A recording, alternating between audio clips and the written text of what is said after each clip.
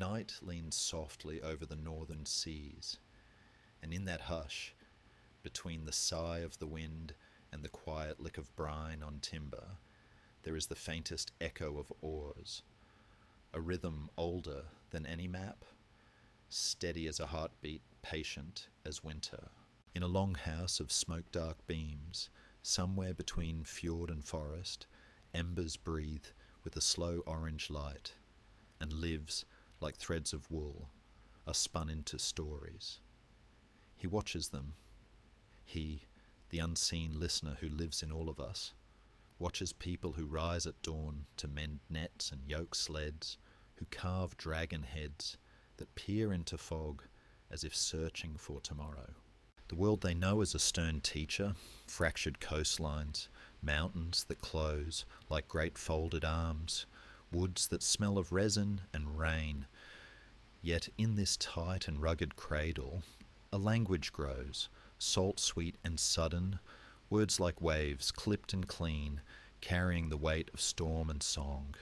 Their halls are warm, their winters long, and in the joining of those two truths, the restless spirit of departure begins to stir. Some say it starts with hunger.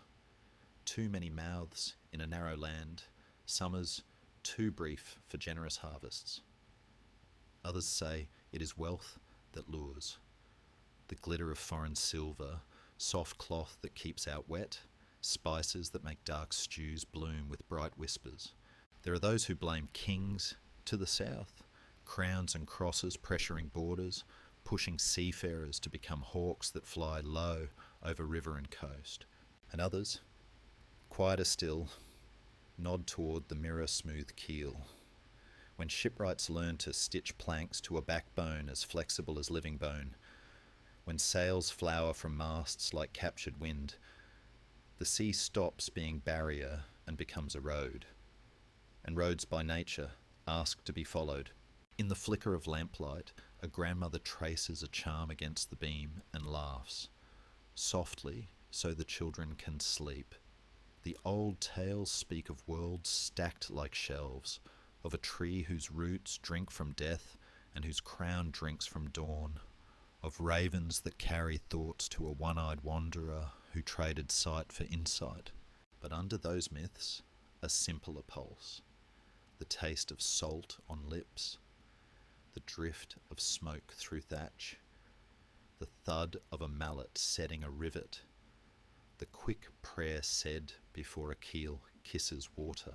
Archaeologists, much later, would lift curved ribs of ships from the earth, sleek with tar in memory, proud as antlers, and would find queens sent to rest under carved prows, hushed in silks and berries and the scent of pine forever sealed. They would find hoards that look like frozen sunlight, coins stamped with faces from cities whose names these sailors once learned to say. Historians still argue. Voices kept gentle in the library's low light. Did the warming of a century loosen ice and lengthen seasons, inviting risk? Did local chieftains, hungry for honour, send young men seaward to gather fame the way others harvest grain? Did trade and raid blur like dusk and dawn, two colours of the same long twilight, until even the actors were not sure which they were doing? Perhaps everything true rhymes with something else, need with opportunity, ambition with invention, solitude with the sweet shock of foreign shores. He listens to the courtship of ore and ocean and wonders at the courage wrapped in daily gestures. Imagine the hands, scarred not by legend, but by rope burn and fish spine, by the bite of iron in winter. Imagine a mother weaving patterns that ripple like water over the shoulders of her child, the wool remembering the sheep's warm breath and the hill's brushed wind. Imagine a father testing the grain of ashwood for a spear that may never see war, but must be straight because straight things make the mind calm. The map, if there was one, would be written in birds and currents.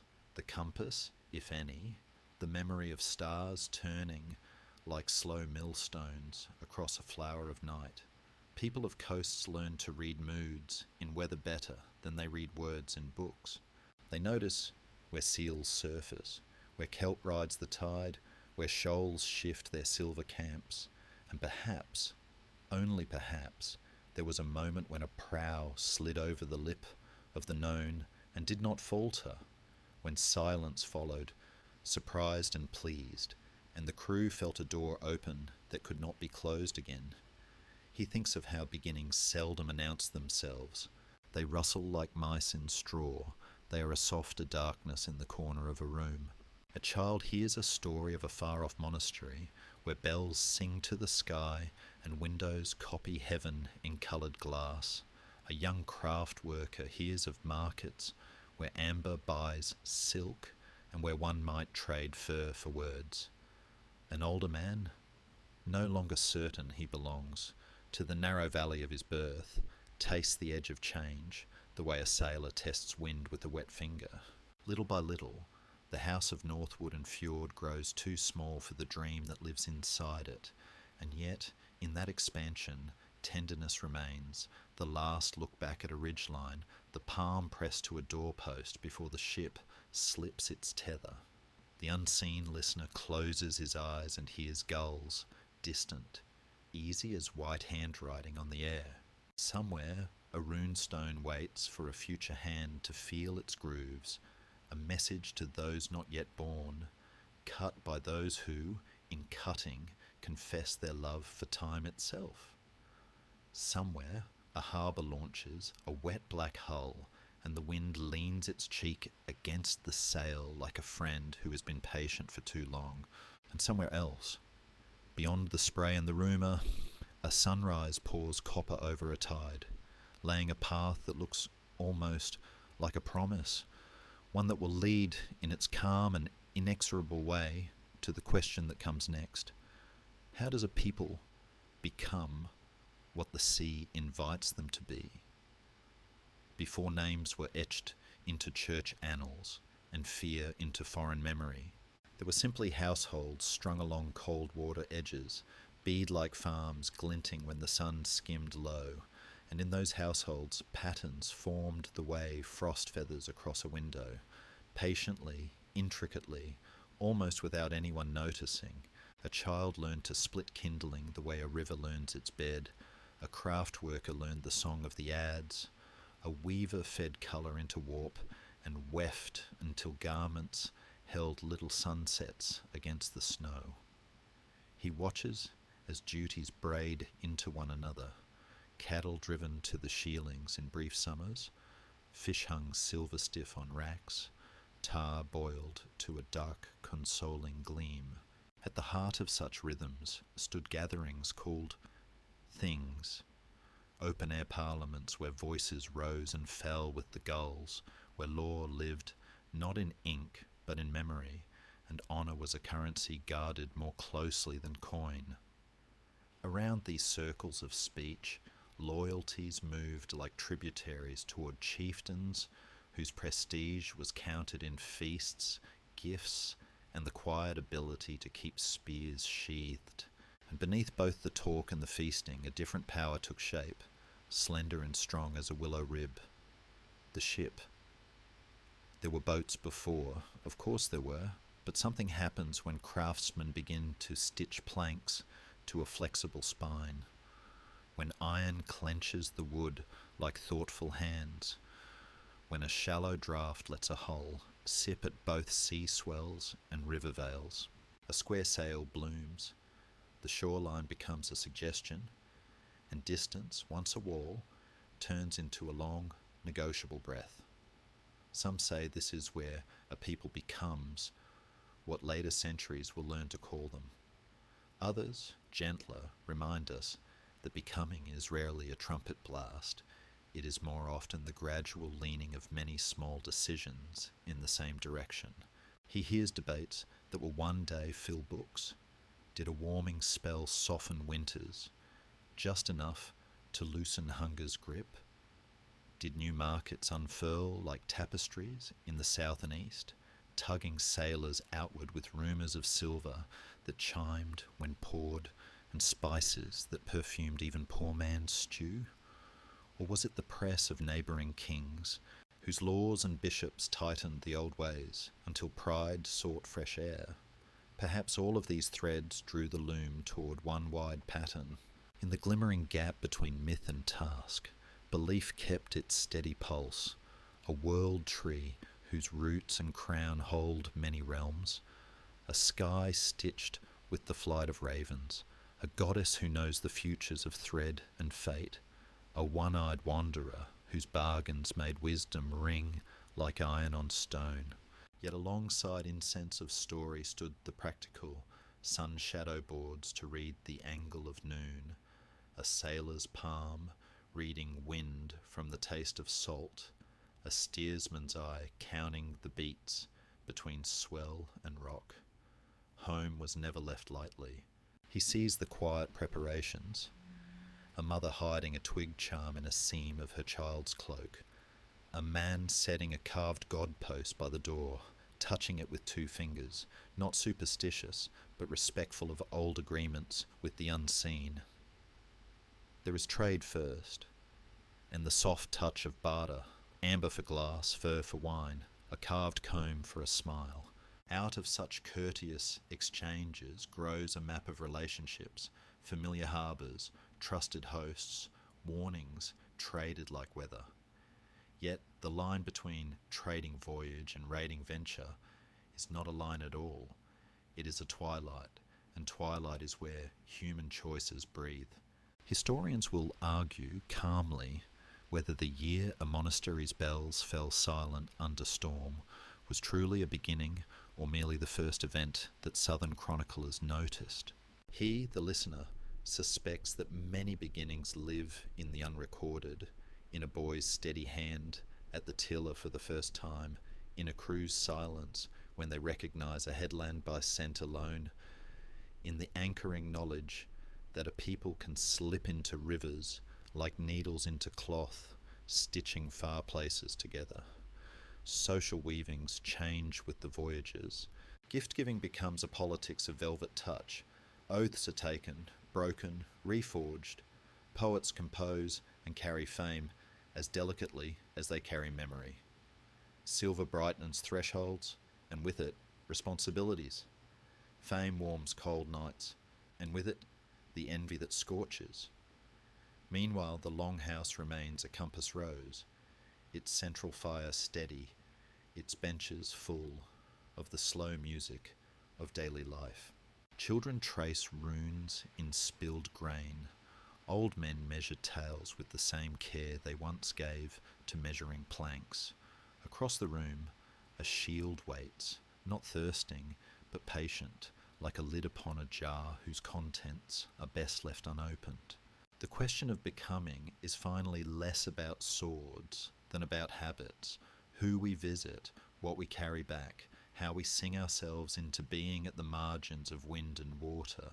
In our own warm present, as you drift at the edge of sleep with this far cold world in your ear, he wonders softly where you are listening from and what hour the clock keeps by your bedside.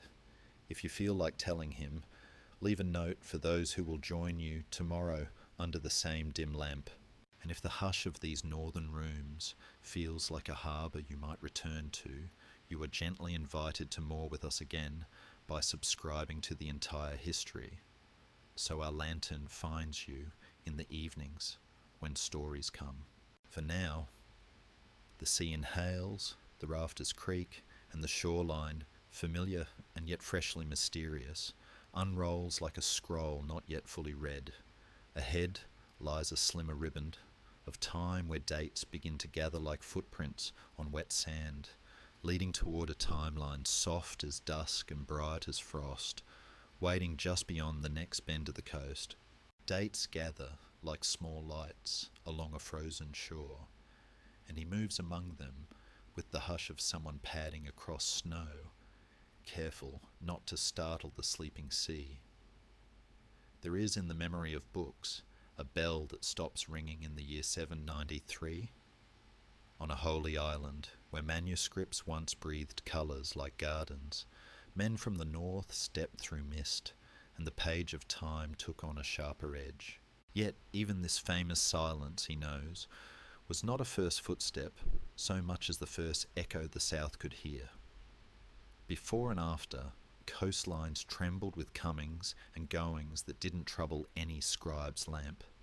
Still, the lantern of our timeline begins there, late 8th century, a prow cutting into chronicles. In the 9th century, the rhythm grows busier. Oars write quick, dark marks on rivers of the east, sails carry terse shadows along England's ribs, and markets, those soft-spoken theatres of exchange, learn new names. A swath of land in England wakes to a new vocabulary, Danelaw, where law bends like willow but does not break, where place names keep the chill sound of an old tongue, long after the men who spoke it have turned to earth. Across the Irish Sea, a city stirs from a nest of ships. Dublin, river harbour of silver and slaves, a marketplace of amber dreams and iron realities. Southward on the continent, Franks frown, treaties are inked, and in 911 a certain river bend becomes seed for a duchy, Normandy, where Northmen learn the Frankish air, and in time give a king to a foreign island. Westward, the ocean begins to teach patience and courage in equal parts. The late 9th to early 10th century watches families gather their few weighty goods and carry the idea of home to new volcanic edges. First Iceland, where law will sit under an open sky and skalds will remember streams by their correct glitter. Then, under a sterner horizon, Greenland, its very name, a talisman against white silence. And further still, on a morning around the year 1000, legends like migrating birds point to timbered shores. Vinland, where grapes and grass may have surprised eyes used to rock and tundra. Historians still argue softly beneath library lamps. Did those landfalls flower into settlement, or simply remain like footprints at the tide line, washed but not forgotten?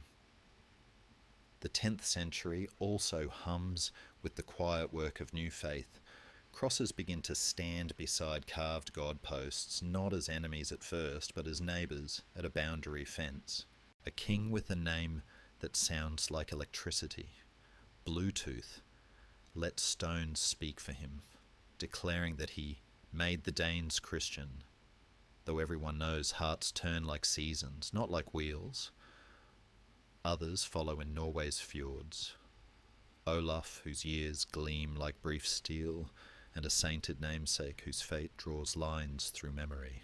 Even as sanctuaries rise and bells reclaim their music, the old poetry lingers in wood smoke and winter talk, and the two ways, oak-rooted and cross-shouldered, share bread for a time. The 11th century leans toward closures and cul-de-sacs that are really branching paths. Ships still bite into riverlight. Varangian oaths still guard distant thrones. Hoards still glint. But kings at home grow heavier with authority, and the long independent voyages begin to loosen from their old patterns. In 1066, a bridge hears the last hard shout of a great spear king, and a different banner crosses a southern shore. Chroniclers will later use that year, like a book clasp, to fasten an age shut. Yet he pauses, thoughtful. The age did not end everywhere at once. In outlying places, habit held on like frost on shaded stones, and merchants continued to lace seas with quiet ropes of trade. Some scholars prefer to let the 12th century dim the lantern finally, when kingdoms in the north have folded their wings and laws wear crowns comfortably. Throughout these years, daily life keeps its own tender calendar, lambing, haymaking, the kindness of tar in rain. Longhouses measuring winter with stories, runestones lifting their grey throats to address the future in patient grooves. Fame is born and fed in hall corners where singers warm their hands and recite, Marriage tacks families together like careful stitches, and children learn to read wind from the way smoke leans. The timeline is not only kings and raids, but also the soft arithmetic of survival. How many fish, how much rye, how far the boat may travel before weather turns its face away. He rubs sleep from his eyes and wonders softly about you, where in the world you were listening from, what hour the clock keeps by your bed tonight. If you'd like, whisper it into the comments, so fellow travellers will know they are not alone in the dark. And if this lantern-lit journey helps your thoughts drift like boats at anchor, you are gently invited to subscribe to the entire history, so these northern evenings find you again when the day has finished speaking. For now, look back along the shore of years. 793's bell, 9th century city lights on dunes, a duchy born at a river's elbow, Iceland's law under open sky, Greenland's stubborn fields, Vinland's shy rumour, crosses and carvings quietly sharing a threshold, and at last a pair of battles that stitch new borders into old cloth. Ahead, the night holds questions like smooth stones in a pocket, rumours of dragons carved into bows, of maps that shouldn't exist, of coins buried far from any market. The fourth light on the shore beckons, the mysteries that have not agreed to sleep, and their whisper seems to come from beyond the headland where fog breathes and a raven tilts one dark wing toward the unknown. He lets the night open like a quiet archive and reaches gently for the puzzles that refuse to lie still, not to jar you awake, but to cradle each question the way tide cradles driftwood, letting it turn and gleam. There is the matter of far footprints, those faint impressions on the rim of the known, that either belong to a single bold season or to a thread that ran farther than we think. In the west, a place of wild grapes heard a tongue that rolled its R's like pebbles. Timbers were cut in a style the old carpenters would have recognised by touch alone, and a spindle whirl slept in the moss until archaeologists woke it softly with their brushes. Was that Vinland merely a brief camp? A door cracked to let curiosity peer in before the wind shut it? Or did quiet visits return like migrating birds, leaving no ledger, only rumours and a coin found far inland, silver that once carried a foreign king's face, and somehow crossed an ocean to rest in a field where no saga bothered to stop? He turns the coin in moonlight, hearing the hush of scholars who speak calmly of trade chains and lost pockets, of how a single object can wander like a story told by many mouths. Still the question breathes. Then there are stones that speak in riddling grooves. Rune stones tell simple things, names, deeds, grief, and yet some refuse to be tied to the right century, like guests who arrive in familiar clothes but whose footsteps do not match the snow. One stone, whispered about in farm kitchens and libraries alike, claims a journey deep into a continent where beeches and maples do not understand the sea at all. Its letters mimic the old hand, yet their grammar trips like a tired walker on stairs. Is it a clever prank, dressed as history, or a lost page torn from a saga that never made it to parchment? He prefers to let the thought rest beside the hearth. Sometimes longing carves as convincingly as memory. Sometimes memory carves with a longing we can only half recognize. Another mystery lies not in words, but in metal. The narrow thunder of a blade whose name begins with a curve of the lips. Ulfberht. On some hilts, the letters shout clean. On others they wobble, as if envy copied a signature it couldn't quite spell. Smelters now hum to themselves over crucibles, testing carbon and slag, arguing gently about whether true crucible steel, born hot and patient under other skies, ever met northern hand, or whether the best swords were simply the best listeners to iron's wishes. All blades drink light, only a few drink it with such understated hunger. He remembers too a crystal found in a wreck or a tale, a sunstone they call it, perhaps a shard of calcite that catches polarized light the way the attentive mind catches hints from an overcast day. Could a steersman hold it up, turn it like a small translucent moon, and feel the hidden sun nod in the grey? It would fit the character of those sailors who read the skin of the world with devout practicality, whose compasses were ravens and whose sextants were tide and cloud. Some mysteries are less glittering, more tender. Where are the missing graves that must exist for so many lives spent with oar and loom? We have queens sent off in ships that do not move, and boats buried like commas in prayer, yet the sea has taken others into a silence that swallows proof. There are places along the Baltic where settlement shadows reveal themselves only when drought draws lacework on fields. There are river bends that once heard northern keels sighing into reed beds, now held in forgetfulness by silt. He thinks of a chess set, pale and startled as if carved from a dream, sleeping in a Hebridean dune for centuries, eyes round with an emotion halfway between mischief and worry. Were they tucked by a peddler against bad weather? Were they meant for a king's bored evening under rain? The pieces never explain. They only stand in their small ranks, letting us imagine the game. And then, at the edge where myth and map exchange gifts, there is a parchment that tried to place new coasts in old ink.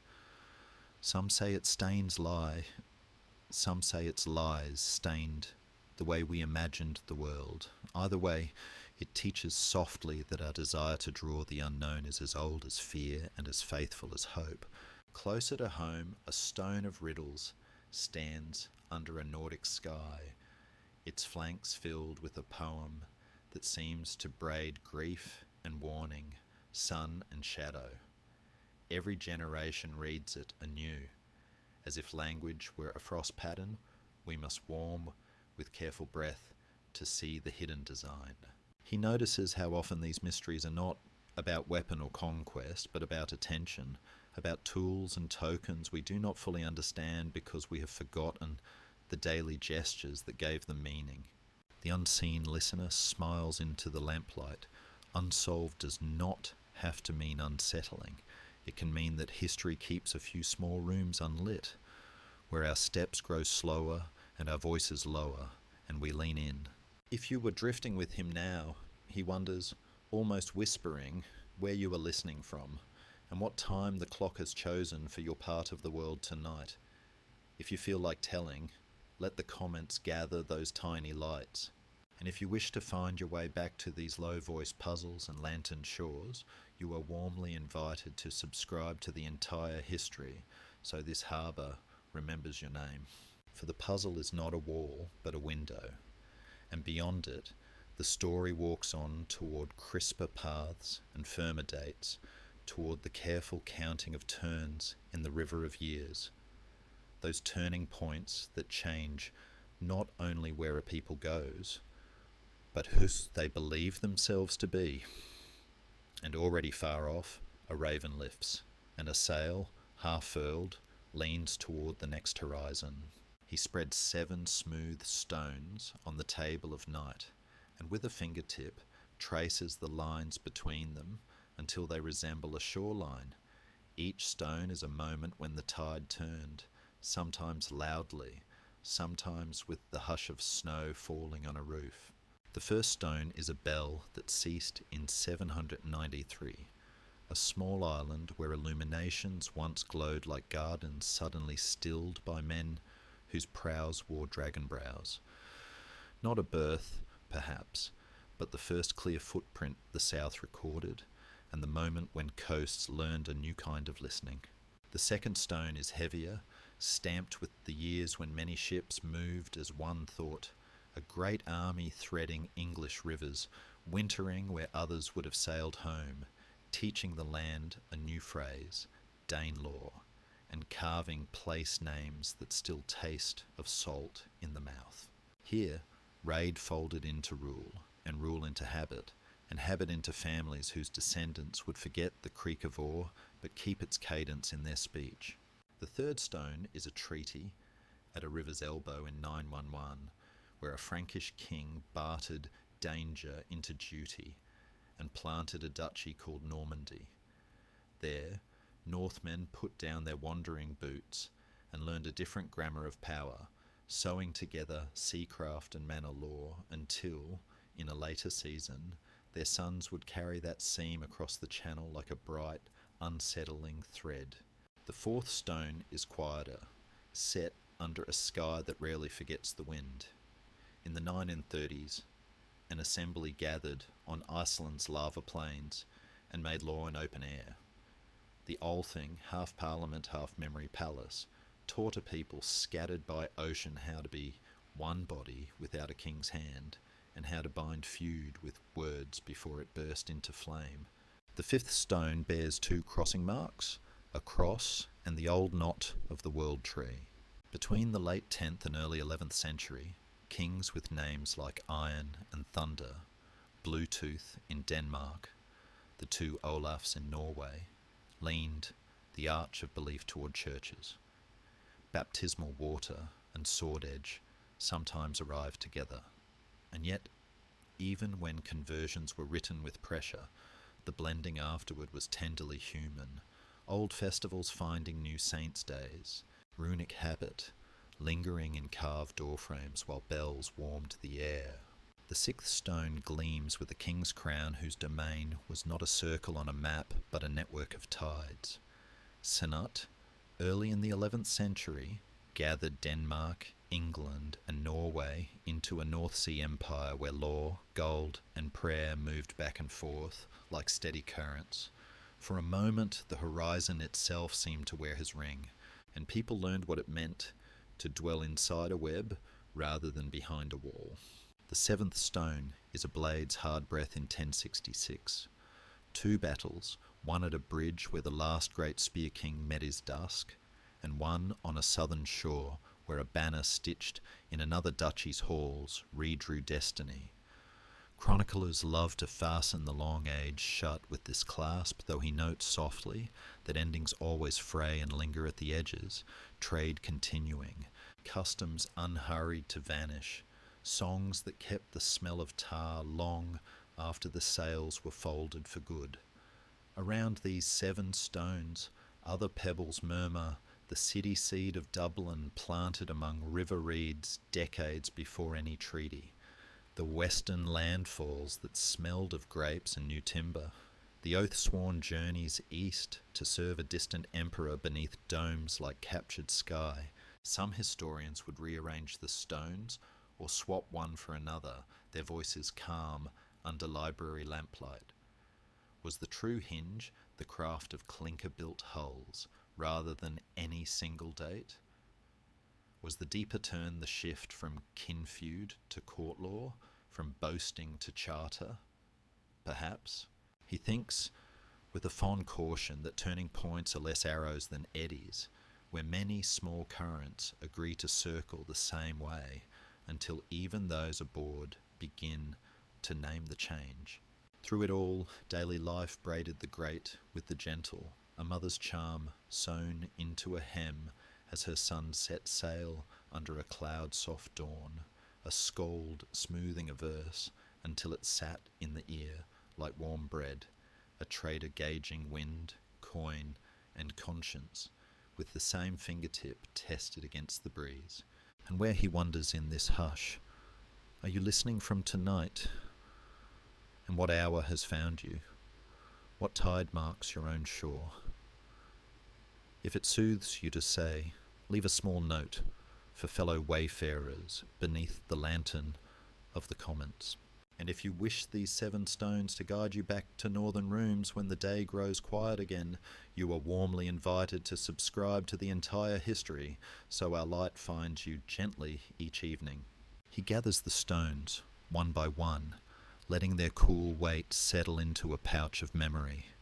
Ahead lies a softer corridor, not of kings and campaigns, but of faces, the hands that held oars and looms, the eyes that measured weather and welcome. Because the next step in this night's walking is to meet the people behind the name, each life a candle whose small, steady flame once brightened the long house of time.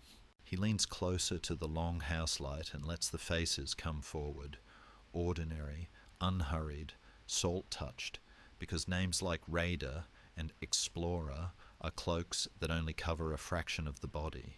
Beneath them live farmers whose knuckles remember frost, women whose steadiness keeps winter gentle, craftsmen whose patience arranges the world into usefulness, and children who learn to read weather before they read runes.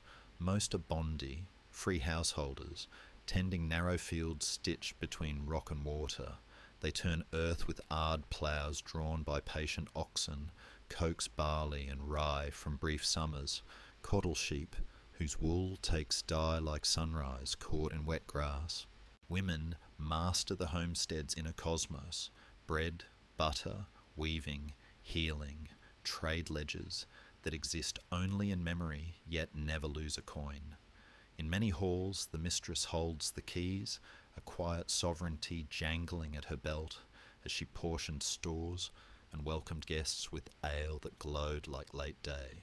He sees a smith, soot-streaked, reading iron's moods, tempering a blade until it drinks light rather than glints it.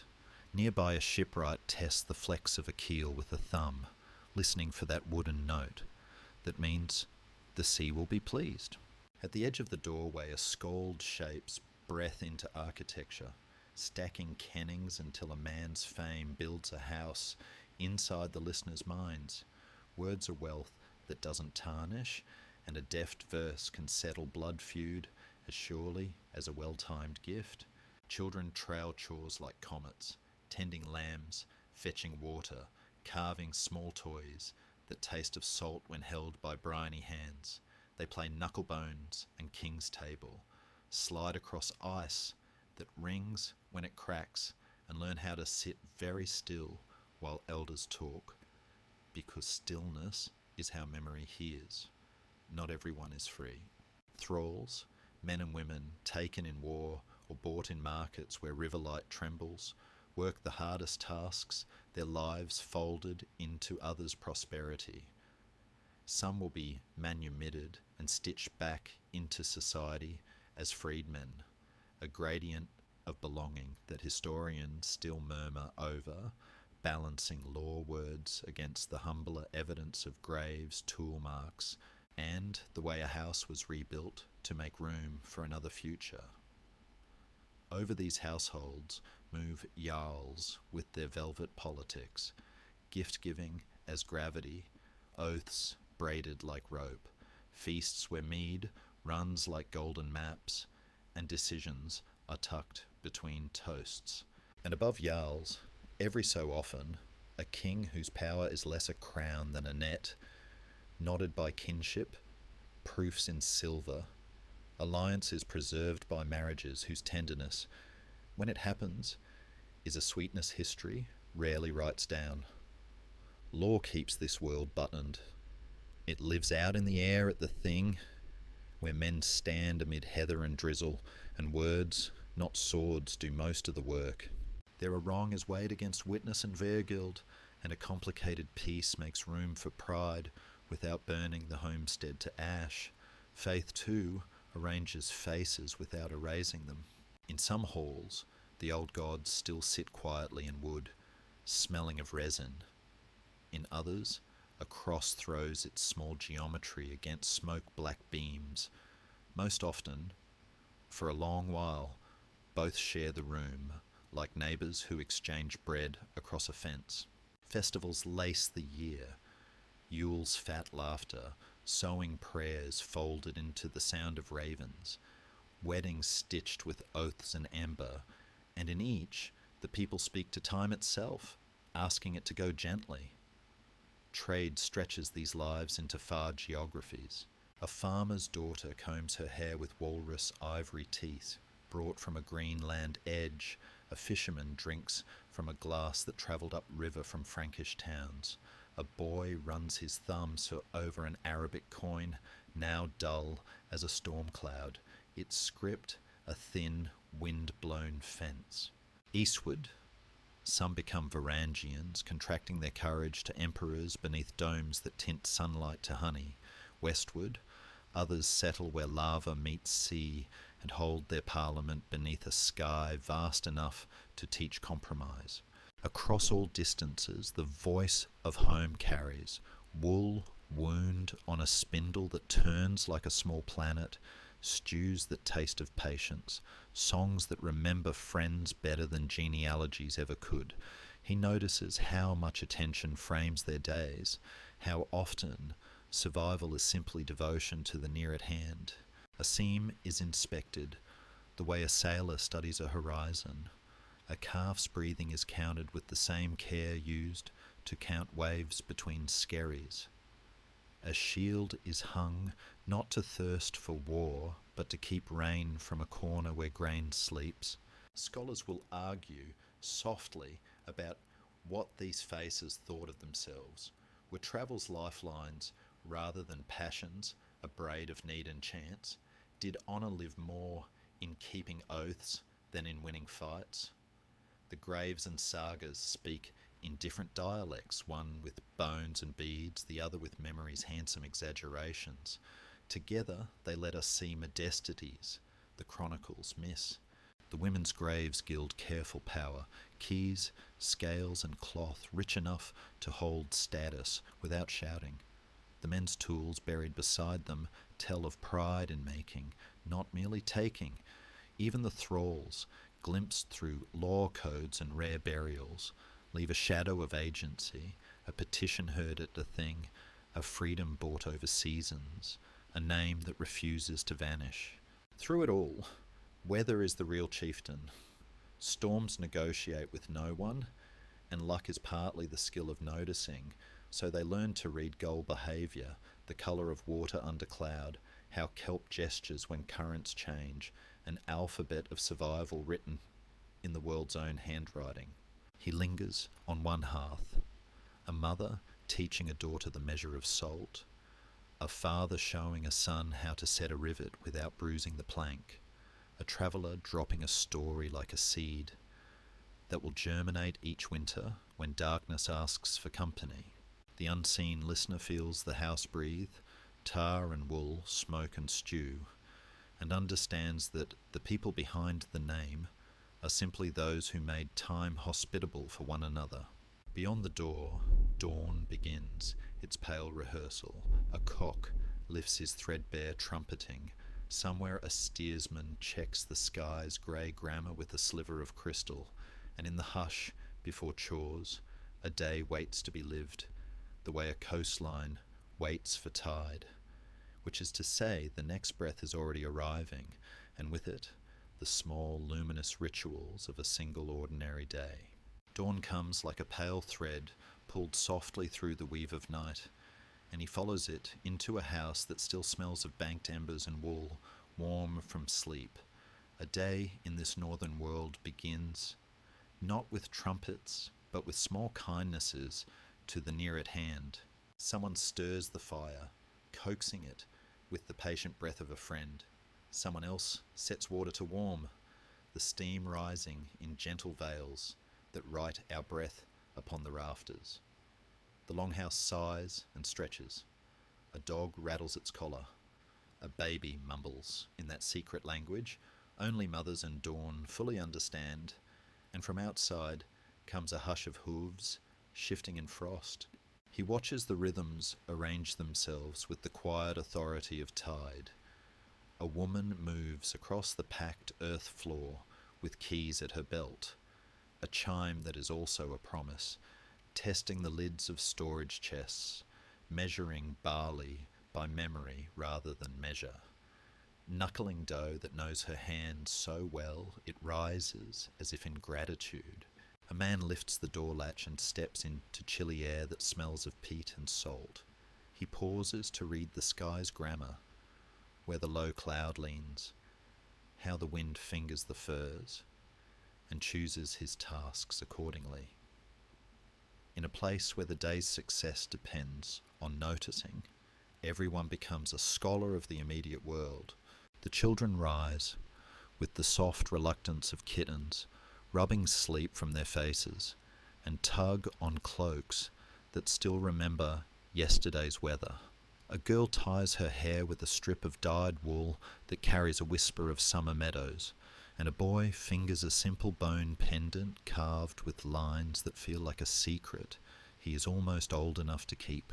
Breakfast is a modest ceremony, a wooden bowl of porridge glossed with butter, a slice of bread whose crust rings when tapped, the first share to elders and guests, the last to the dog who watches without begging. They speak little, as if words themselves were a store to be husbanded for later, but a gentleness moves between them like firelight, an economy of glances that settles questions before they need to become sentences. Outside the morning opens, tasks fan outward like gulls lifting from a rock. Someone turns the hay that was cut late, greedily swallowing the brief sun. Someone else grinds grain with a handmill, the stone's circular patience teaching the wrist its own tides.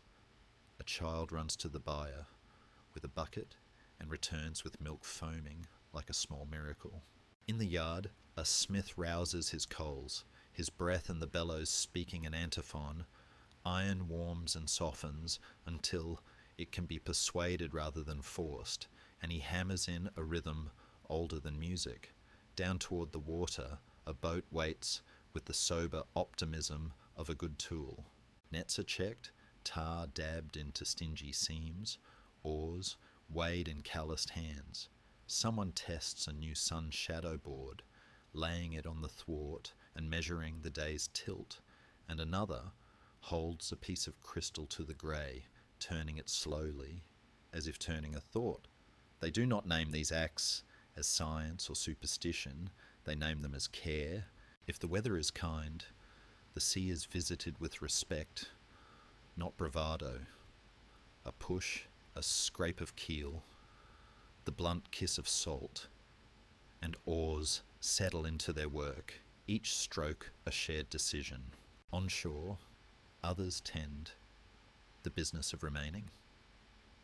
Spinning wool that loops around the arm in pale constellations, weaving patterns whose logic is body deep, the shuttles singing, the heddles rise and fall, the warp remembering its place even when tired eyes stray.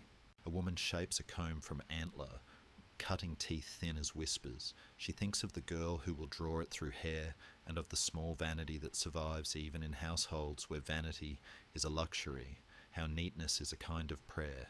Midday arrives without drama, carrying a bowl of fish stew brightened with a stingy herb, and the day's news spoken under breath. A new calf, a cracked plank mended, a rumour from the next farm that a trader has returned with glass of a blue, so tender it seems wet. He notes how commerce is woven into the day, the way salt is woven into bread. Not an intrusion, but a widening. Barter conducted with the old courtesies, silver counted with a shrug and a smile because reputation spends better than coin.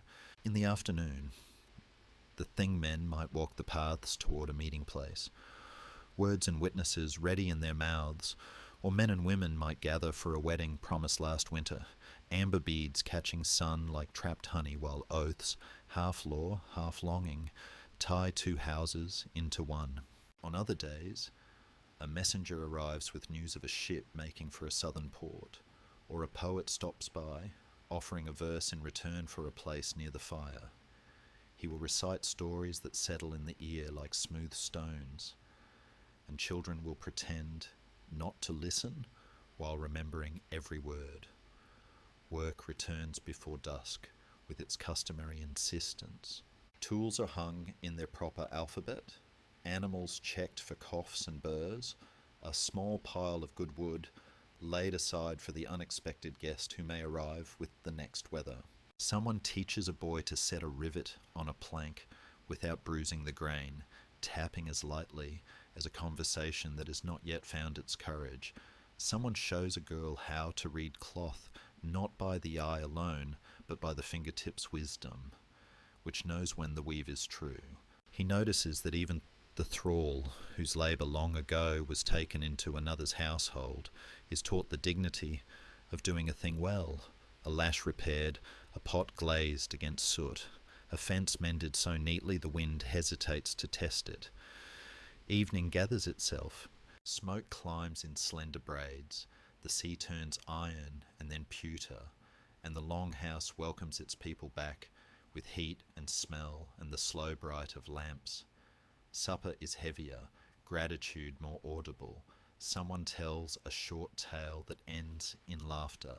Someone else begins a longer one that ends only when breath runs out and the fire's tongue nods.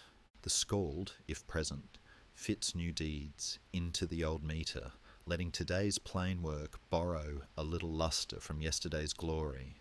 Fame here is not a trumpet, but a hearth echo that reminds each person they belong to more than one pair of hands. When the house grows drowsy, small rituals arrive, the kind scarcely noticed until missed. A charm is touched above the doorframe, not as insurance, but as acknowledgement that the world has corners our words cannot reach. A cross is traced in smoke. A wooden god post is given a respectful glance. Somewhere, quietly, a prayer is said, whose address is less important than its sincerity. Scholars will later argue gently about how these gestures overlapped and for how long, but the people themselves will have known mostly that night asks for company, and ritual is the oldest way to keep company with the unseen. He lingers on the threshold as the lamps dim. A dog arranges itself into a circle of trust. The coals settle into red punctuation. Wind feels the thatch with a careful hand. Sleep comes like a tide at neap, slow and level. And the day, a simple, luminous braid of effort, notice and affection, lays its head down beside the people who made it. Outside, the stars reinterpret the farm in their own bright grammar, and in the hush, he can already hear the next day and the next. But before morning returns, the night keeps one more promise, for when darkness is deepest, the old symbols dream in their secret cupboards, and the house remembers the meanings hidden in song, knot, and sign, as if inviting us, when we wake, to walk not only among tasks but among the rituals, beliefs, and emblems that teach the heart where it belongs. Night folds its patient wings around the longhouse, and he lets the older rooms of meaning open. The cupboards where belief is kept beside tools, where symbols are as everyday as spoons and as secret as the breath you give to a charm. The rafters remember prayers before they remember smoke. A carved post near the door holds the shine of many fingers. And in the hush between chores and sleep, the house speaks softly in the grammar of ritual. There are words for it. Blot, the offering that is more than giving and less than bargaining, a way of acknowledging that life moves in circles and gratitude is the oil that helps the circle turn. Sometimes the place is a hof, timbered and warm. Sometimes a hurga, a simple altar of stones lifted from the land and returned to it. Sometimes only a grove where leaves applaud in a language everyone once understood. A bowl gleams, ale froths, a portion of meat is raised, and the moment becomes larger than hunger. People stand together, and the togetherness itself becomes a bridge to what cannot be seen, but is felt the way one feels, weather in the bones. Names are spoken with the care of oars entering water. A one-eyed walker to whom ravens go as thoughts and return as counsel. A thunderer whose hammer protects, whose sign hangs at the throat of those who mend fences and mend courage. a bright god of fields and peace whose boar is a promise of plenty, a lady who knows beauty's gravity and sorrow's weight, another whose spindle twists the thread of what will be, and who sometimes teaches the hidden art that bends outcomes with song. He watches a Volva step forward, staff in hand, its iron rattle a small weather of sound, and the hall falls into that respectful quiet kept for midwives, judges, and those who navigate the unseen. She sings in the old metre, words woven like net, and the net seems to lift a little, gathering possibilities. Men who would scoff at foolishness listen like boys at a door. Later, some will say such magic carried a danger for men that to practice it asked a man to cross a line he feared to blur. The sagas murmur about it, half warning, half wonder, and scholars at their lamps will speak gently of gendered expectations and the way power wears different faces in different rooms. He considers the runes, an alphabet that first enters the palm before it enters the page, each sign shaped like a twig that remembers the tree, each sound a path through breath and thought, carved on bone or wood, painted, whispered, they guide, they mark, they seal. Sometimes they are scratched onto a comb as casually as a joke, sometimes incised on a blade with grave intent. He knows we have found Mjolnir amulets by the handful, small hammers lying in soil like condensed thunder made friendly. He knows too that crosses later hung beside them, two shapes touching, not scandalized, but curious, until time taught them to share a neck cord as easily as neighbours share a fence. In the rhythm of the year, rituals step like constellations, the fat gold of Yule warming the darkest hinge, when sun is a shy child coaxed back with song and good meat, the winter nights when ancestors are invited home with candlelight and memory's chair set open, the women's feast of the Dizia, guardians hovering like unseen aunts, summer sacrifices that smell of turf and gratitude. At each turn, the people ask time to be kind, and time, being old and dignified, accepts the request in its own measured way. What the land gives, they mirror back, boar for boar, grain for grain, the first fish lifted not to boast, but to bless. He sifts the ashes of graves that speak in the clear language of what was loved. Some burned, smoke taking names to the sky. Some lay in boats that cut the soil the way ships cut water. Some rested under mounds like sleeping hills. A woman of means may travel into the long afterward with keys, beads, imported silk, a staff that hums with stories we cannot hear. A man may carry tools, a game board, a sword that has already learned restraint. Animals go with them, not always as trophies, but as company, a way of saying that the next field needs shepherding too. The dead are given the dignity of continuity, and the living, in giving, teach themselves not to be alone. Stones stand for memory where parchment will not yet go. Rune stones rising in fields and along roads, declaring with simple grace that someone lived, travelled, carved fame with deeds and kindness, and is now entrusted to time. Some bear the triple knot people later call Valknut and associate with the god of poems and endings. Some show snakes coiling and biting, not vicious but eternal, the way a story returns to its beginning and finds it changed. He thinks of a pole raised in anger, a carved insult facing a wind, Niedstang, because even in a world that venerates honour, people need a safe place to pour their resentment. The law will speak about such things. But ritual, too, is a form of speech, and symbols keep quarrels from biting more than they must. Not far away, another symbol brightens into Christian geometry. A church frame rises, where a Hof once stood, timber dragons curling along roof lines the way old thoughts curl around new vows. Bells rehearse the air, water traces a cross on brows. Bread is shared with the same gravity that once accompanied the raising of a horn. For a long while the two languages share grammar.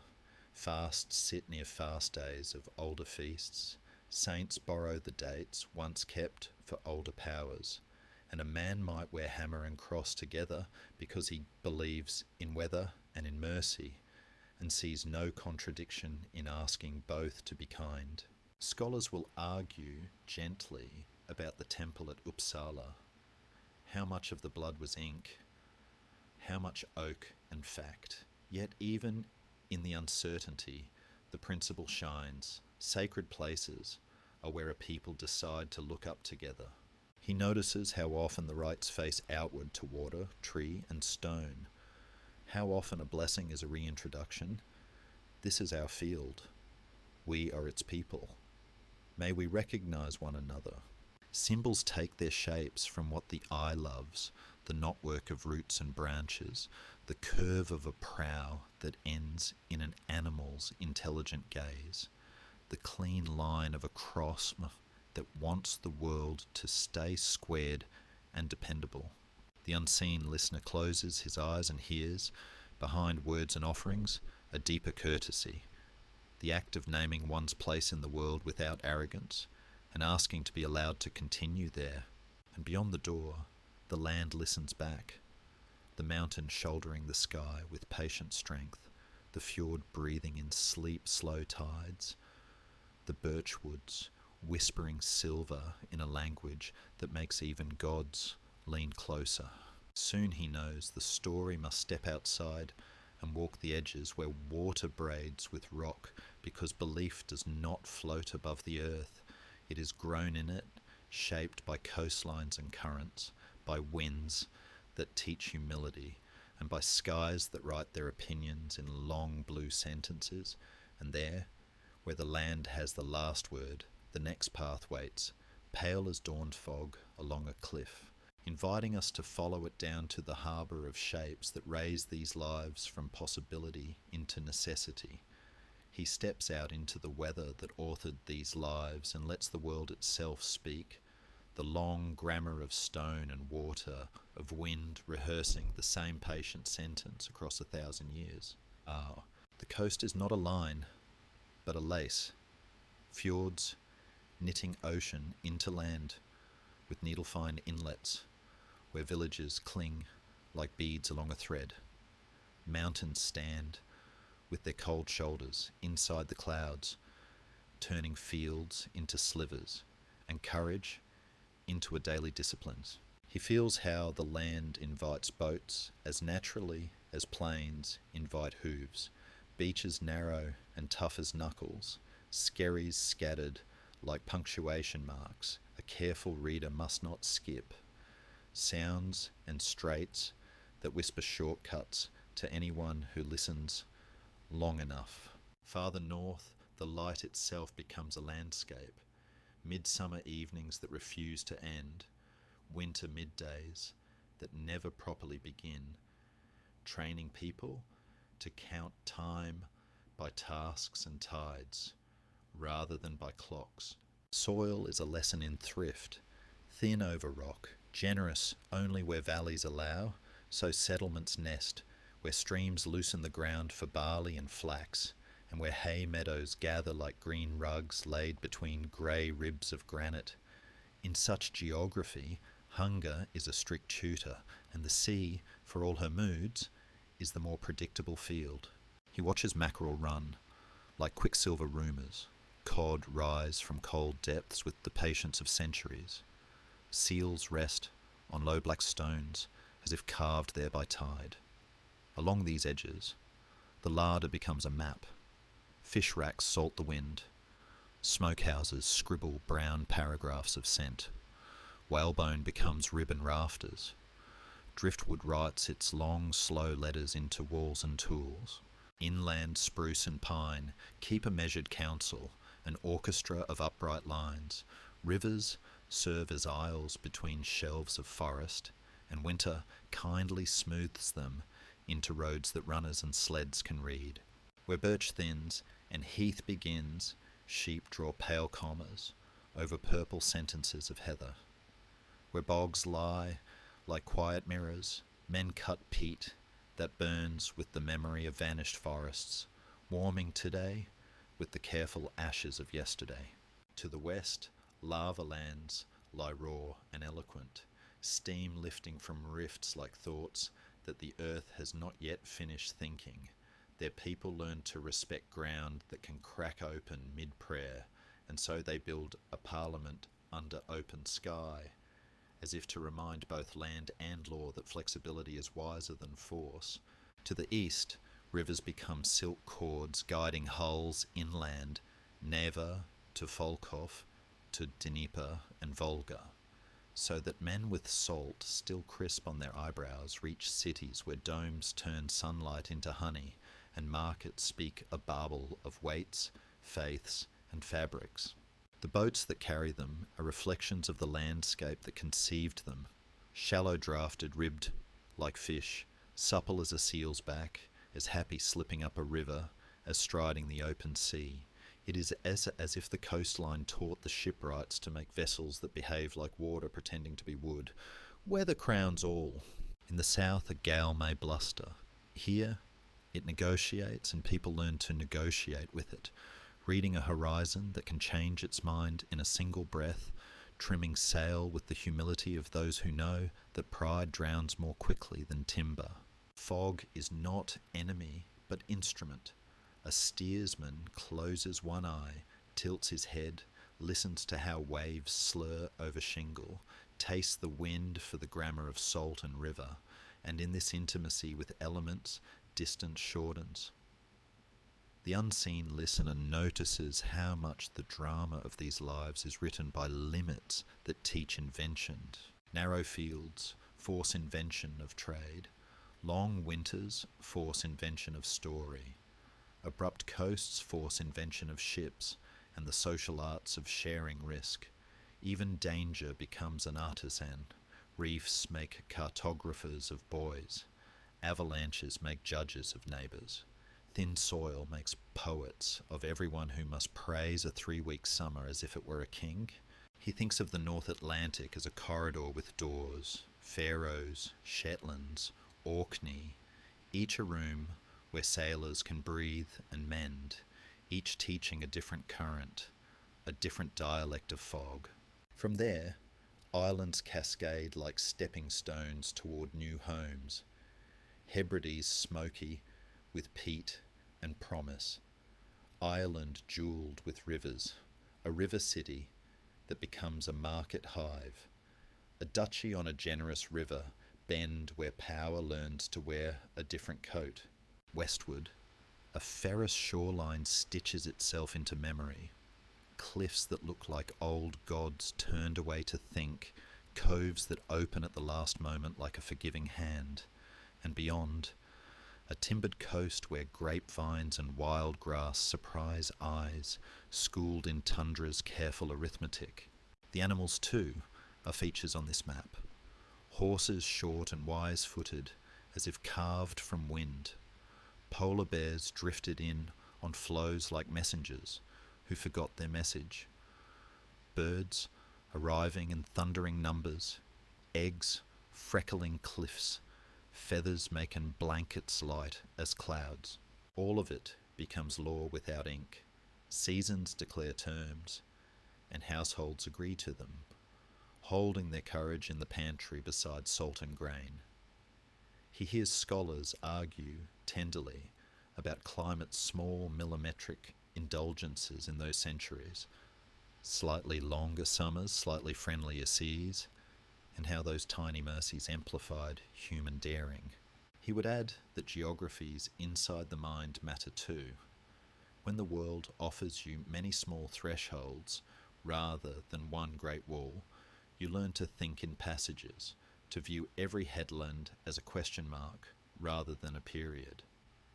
Thus a people imagine themselves as guests on the earth with the right to knock on distant doors because they keep their own tidy and welcoming. At night, the aurora writes a cathedral across Blackwater, and in its green silence he understands how easily men believe in roads in the sky, in bridges of light that approve the long, prospective lines of a keel. Dawn returns and finds the same facts waiting. The fjords, the wind, the narrow meadows, and yet each morning they combine into new advice.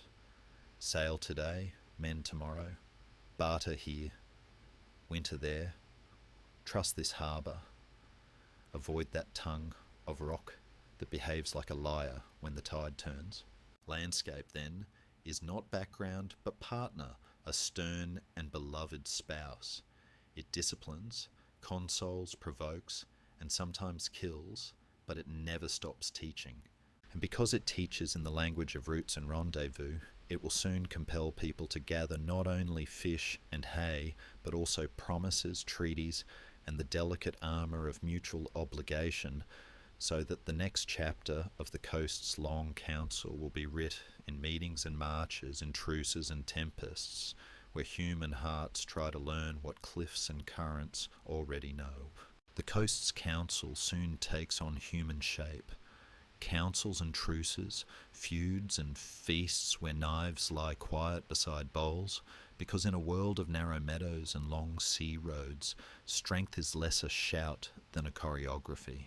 He watches alliances bind like rope twisted from several softer strands. Kinship, fosterage, oath, and the memory of shared storm.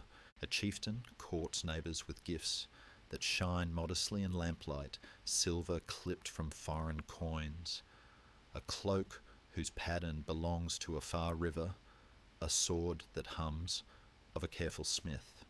And with these, obligations are stitched so they can flex without breaking. Yet sometimes the cloth snags. There are winters when pride is a whetstone and cattle paths resemble boundaries drawn on parchment no one owns. A word becomes a spark becomes a feud, and the longhouse door feels the pressure of many hands. Even then, the thing calls people into the weather, and the weather moderates them. Words are weighed, wounds are priced in Vergild, and men who came with tempests in their chests leave with a slower breath. Elsewhere, currents braid louder. Along a river valley to the east, oaths make northern hands the steadiest in foreign palaces. Varangians take service under domes like held sunlight and discover that loyalty, when paid in gold and song, can be its own homeland. To the south, in marshy kingdoms where bishops travel with strong escorts, treaties place ink where steel once spoke. A Frankish ruler, frowning and practical, grants a river bend and names it a duchy, so danger will learn to guard the gate it once pounded. Across the water to the west, islands and inlets witness seasons when ships grow numerous as gulls, and a great army weaves winters into warfare. Some years it camps rather than sails home, and in the tide spring that follows, new laws appear written in the syllables of a northern tongue. The land answers in many voices. A king who loves books and fort building teaches his people to breathe through the storm and recover. Boundaries settle into a patient compromise called by a name that still tastes of salt and ash.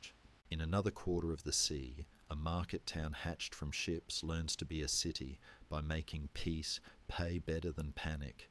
Norse and Gael trade blows, then vows, then grandchildren with sea-coloured eyes.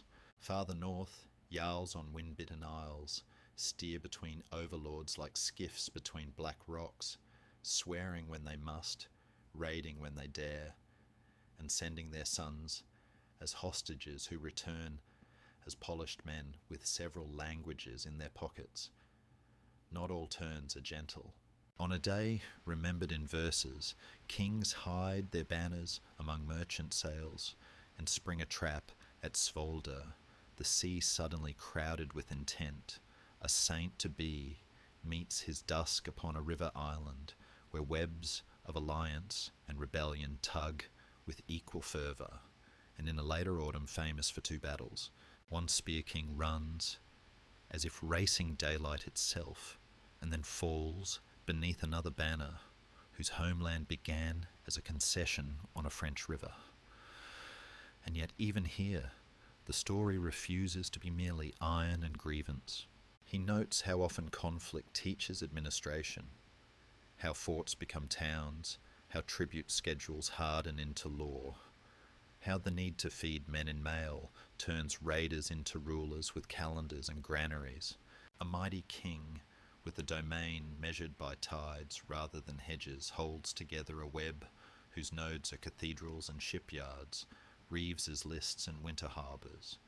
His empire is as much accounting as conquest, and for a time the sea itself seems orderly. When such webs loosen, and they always do, custom remains like footprints in thawing snow, guiding newer boots along sensible paths. The quiet truth is that alliances, more than wars, decide the shape of days. Foster brothers stand at each other's backs in cramped river mouths. Marriage braids rival houses into one tapestry that rustles with both peace and intrigue. Oath rings grow shiny with handling, their metal warmed by hands that mean to keep promises even when memory is slippery. The law learns to carry a sword at its hip, and the sword learns to bow when the law raises a hand. The two, walking together, tame those corners of the map where winter and hunger once ruled without appeal. Scholars, lamps low, will argue with courtesy about which hinge creaked loudest. Was it the stringing of river forts by a bookish king? The bargain that birthed a duchy? The empire that pulled several shores under one deliberate tide? Or was it the subtler shift from feud to fine, from glory sung by guests to reputation recorded by clerks? He suspects the hinges turned together, oiled by necessity and polished by custom, so that the door swings as quietly as dawn when it moves at all. Through these motions he keeps hearing the softer metronome that steadies the hall, the need to eat, to mend, to comfort, to buy time against winter. Even victory's taste of logistics, even defeats can be survived by households whose granaries are honest. And so while banners rise and dip like gulls, another choreography gathers underneath. Weights of silver counted on scales that creak as gently as old timbers. Bales of wool stacked like small clouds in a cool room. Fish hung and taxed and traded until a village's smoke becomes an entry in someone's ledger. He pauses at that threshold where power softens into practice and hears, as if from the future, the soft scratch of tallies, the murmur of brokers, and the tidy pride of a market day. Tomorrow's light will fall on the ports and storehouses, on comb makers and bead sellers, on mines and meadows, and the slow ships heavy with honest goods. And already, in the night's pocket, a silver coin winks like a moon clipped small, ready to travel from hand to hand like a story that buys bread as it goes. He lets the lamps burn a little longer so we can see the quiet machinery of their days, the economy that hums like bees in the walls, unseen but steady, turning distance into bread and salt into promised. It begins close to the skin. Patches of rye coaxed from thin fields, hay stacked like patient green loaves to feed cattle through the dim months, butter and cheese salted in tubs that smell of wood and summer. Wool that remembers the backs of sheep becomes cloth, thread walking the loom with the calm of someone who knows where she is going. From these small certainties the world widens in measured circles. Along creeks and bays, curing racks grow blonde with split cod. Smokehouses write their brown alphabets in the wind. Tar is simmered from pine like a dark kindness, and oars, freshly fed with it, look pleased. Iron is lifted from bog ore with bellows and stubbornness. A bloom is hammered until it learns to be useful. Nails that keep a plank from wandering. Rivets that do not brag but never fail. Simple knives that cut time into manageable pieces.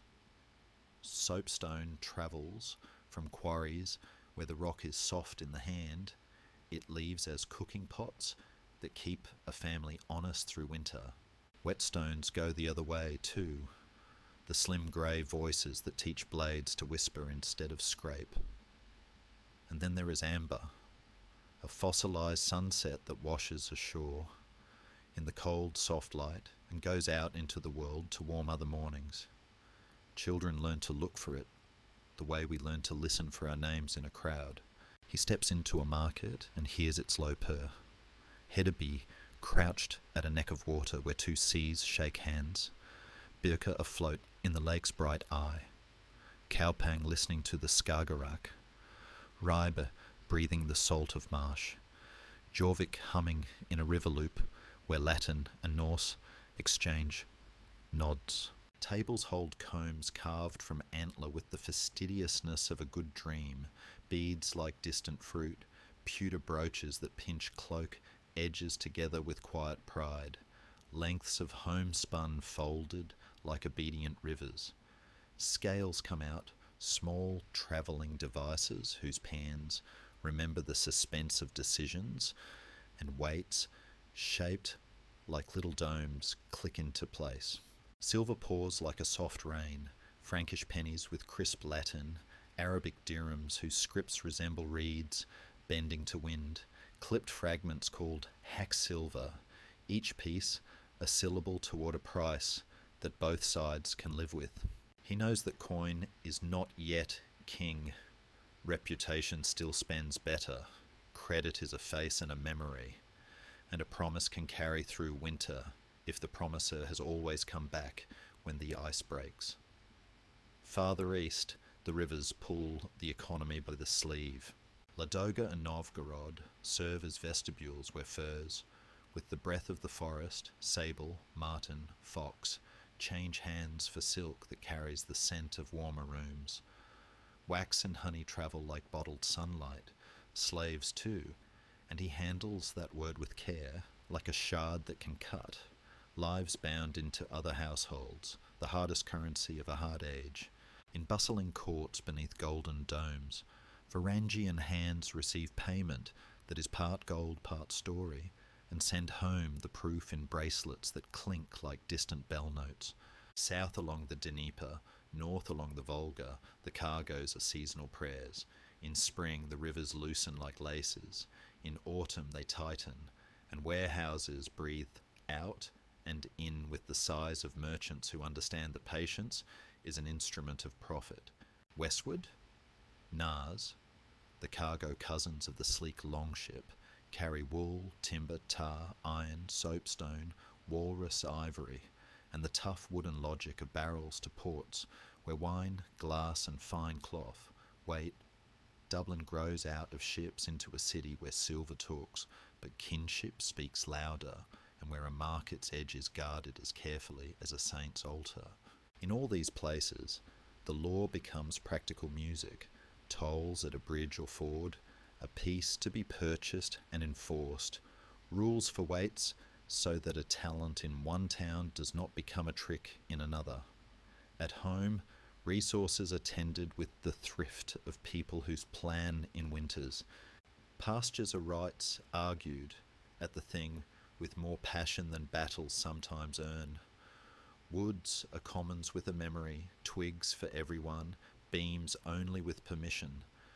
Fishing places belong to families, the way songs do, passed down with pride and gentle warnings. In Iceland's new farms, the landnam books, part register, part hymn, recite who took what valley as if calling a roll of futures. In the north, Lofoten turns fish into a currency so clean it hardly smells. Stockfish, stiff as winter laundry, able to travel without complaint, and feed monasteries that will one day write down the very stories of the men who dried it. Tribute moves through this world as well, a wider river braided into the smaller ones, Danageld paid by weary kings who have learned that grain stored and peace purchased outlasts spears. Later, a naval levy, the Lydang, that is less about glory than about an agreed-upon readiness, a household's oath measured in oars. Gifts exist beside taxes, the velvet economy of honour, a falcon hooded and calm, a sword with a name, a cloak heavy as a promise, because relationship, as much as coin, oils the gears. He listens for risk too, because trade is a conversation with weather and fate. Partnerships form. 2 men share a hull, 3 households share a cargo, and the mathematics of trust is worked out on a palm with a few pebbles, or notched onto a stick that both parties keep a part of. A wreck is everyone's sorrow, a safe return is everyone's feast. Insurance is not parchment, but network, a cousin in Ribe, a foster brother in York, a friend who will advance, a coil of rope at fair price, because last year you sold him tar when his boat sulked dry. Behind these transactions stand the women, whose ledgers are kept in memory, and in cloth they spin surplus into saleable wealth, dye with woad and madder, until blue and red behave, weigh household stores with the gravity of magistrates, and convert generosity into status with a hostess's gracious arithmetic. Even the smallest objects carry this economy in their bones. A spindle whirl from far away, a glass bead that cools the neck and warms a room's envy, a dirham cut into quarters because usefulness often arrives in pieces. Scholars in quiet rooms will later argue about how much silver bent these lives toward the east, whether the Arabic script found in northern hordes is the signature of adventure or of habit. He thinks both can be true, the way twilight can be both evening and morning depending on which way you are walking. What matters, to those who lived it, is the pantry in January, the hull in March, the fair in June, the accounting in August, and the stories in November, when wind persuades doors to chatter. And so the economy turns, neither greedy nor timid, an art of attention that keeps hunger respectful and hope employed. At the edge of the lamplight, tools wait, shears and adzes, needles and augers, planes that teach boards to lie smoothly under the hand. Cloth hangs like quiet weather. Door frames keep out what should be kept out, and invite in what should be invited. He feels the next room beckon, the tactile world where wealth becomes visible as texture, pattern, and joinery. And in that invitation lies the soft promise of tomorrow's walk, into the garments, tools, and timbered spaces that made comfort from severity, and turned work itself into a kind of beauty. He steps into the tactile hush of their world and lets things speak, cloth and wood, iron and horn, because wealth here is not a vault but a texture, a fragrance, a weight that sits right in the hand. Clothing begins close to the skin with linen cooled from summer flax, then climbs into the weather with wool that remembers the sheep's warm breath. A tunic hangs with modest dignity. Trousers bind the legs where bramble and boat ask for protection, and over it all a cloak settles like a portable room, fastened at the shoulder by a brooch that is both clasp and small heraldry. Women carry the household seasons on their bodies, apron dresses held by oval brooches that glint like twin ponds. Between them strings of beads, glass that once was sand and fire, amber that was sunlight crystallized in a patient tree, making the throat a quiet festival. Edgings are tablet woven, narrow rivers of pattern that turn hems into speech. Colours, woad blue, madder red, weld yellow, the peat soft browns and greys of undyed wool, move through the longhouse like weather one can wear. Children learn the loom by listening. The warp-weighted frame sings a steady psalm, weights nudging the vertical threads, the shuttle passing with the calm insistence of a tide. A spindle whirl, snug in the palm, spins out constellations of yarn so fine The ear can almost hear it. Feet know their own kin. Turn shoes, stitched from supple leather, soft enough to feel the day. Leg wraps wind upward like careful ivy. In winter, hoods and mittens close the last negotiations with the cold. At a belt, keys ring with the gentle authority of the mistress. A knife, politely small, makes every path through bread, rope, and time more passable. He turns toward tools and finds conversation in iron. Axes are not one voice, but a choir, broad axes that teach boards to lie true, felling axes that insist on respectful wedges of forest, adzes that smooth planks into the soft geometry ships prefer. Augers bite clean tunnels for pegs. Chisels persuade joints to marry without creak. Planes exhale curls that fall to the floor like blonde feathers. In the dim gold of the smithy, charcoal and bellows conspire to make iron a good companion, bog or smelted into bloom, slag hammered away like bad temper, carbon coaxed where it belongs. The smith's ear listens for the note when hot metal and cold water agree. Rivets blossom under hammers and hold their peace for generations. On a bench, antler yields to small ambitions, combs with teeth so fine they sing, gaming pieces that look a little worried at their own importance, handles that fit their future user as if memory in reverse were possible. Soapstone is cut into pots that keep stews habitual and trustworthy.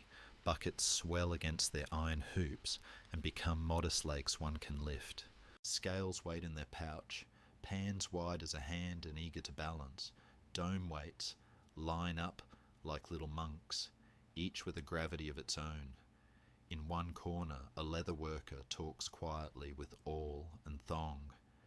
In another, a bone worker tickles a fishhook out of whiteness, and everywhere thread unrolls like patience itself, returning order to the day inch by inch.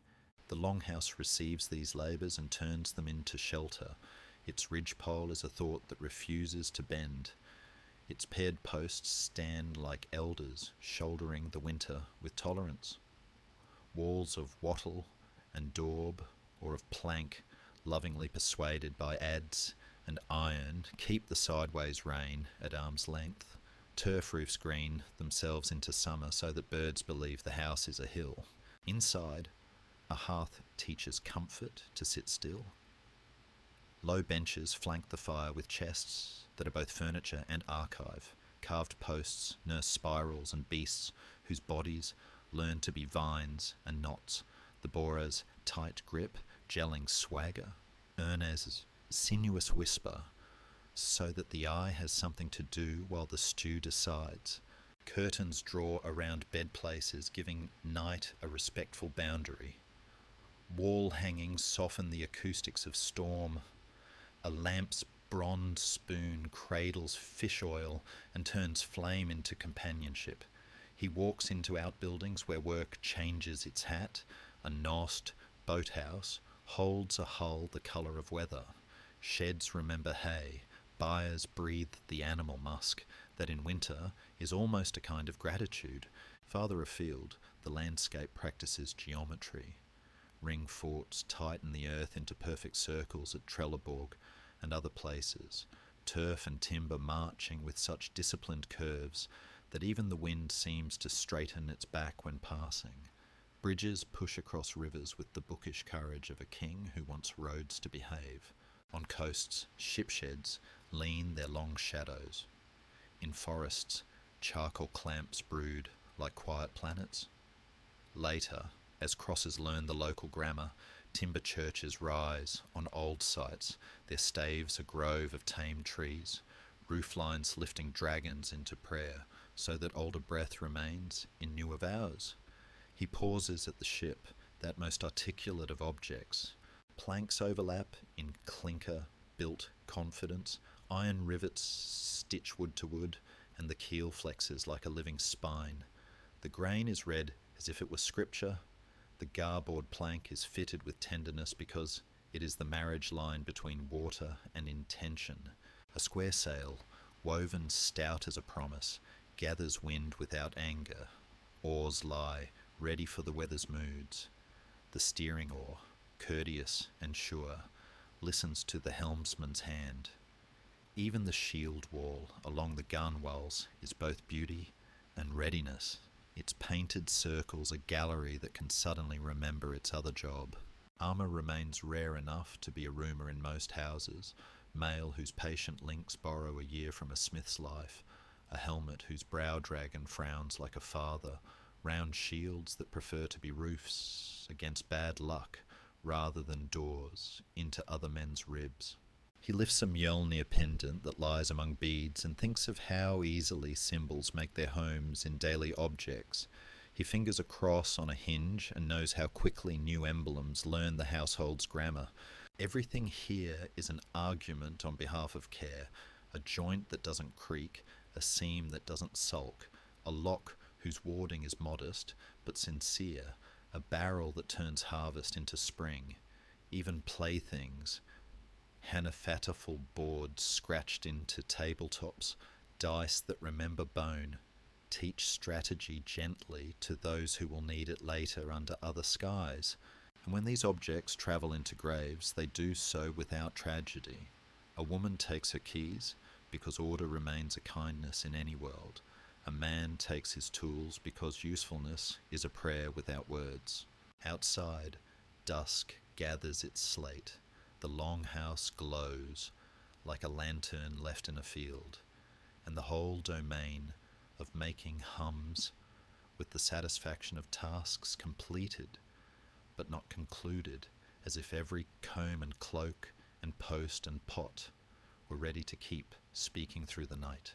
In that soft murmur, he hears another language approaching, stories where boars are golden and wolves are gentlemen of the twilight, where strings of fate are spun and cut and tied again, where a one-eyed wanderer leans across the world tree to whisper a riddle, and the objects on the shelf seem to tilt their heads, as if they too are waiting for the myths that once taught hands what to make and hearts how to live. He opens the cupboard of stories and finds a whole weather system inside, calm and storm, law and mischief, because the myths breathe like the land itself, and their variations shift as naturally as cloud over fjord. At the centre grows a tree that is also a map, Yggdrasil, roots drinking from wells of memory and doom. Its trunk is a road used by gods who walk like men with long thoughts, and its crown lifts into the bright, where eagles meditate on wind.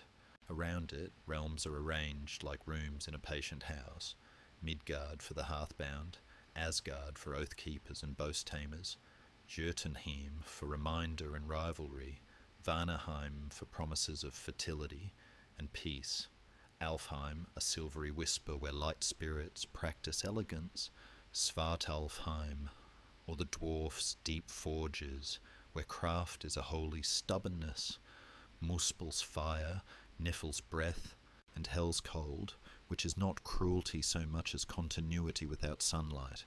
He listens as the one-eyed wanderer moves among these rooms, a hat brim shading what he surrendered for wisdom.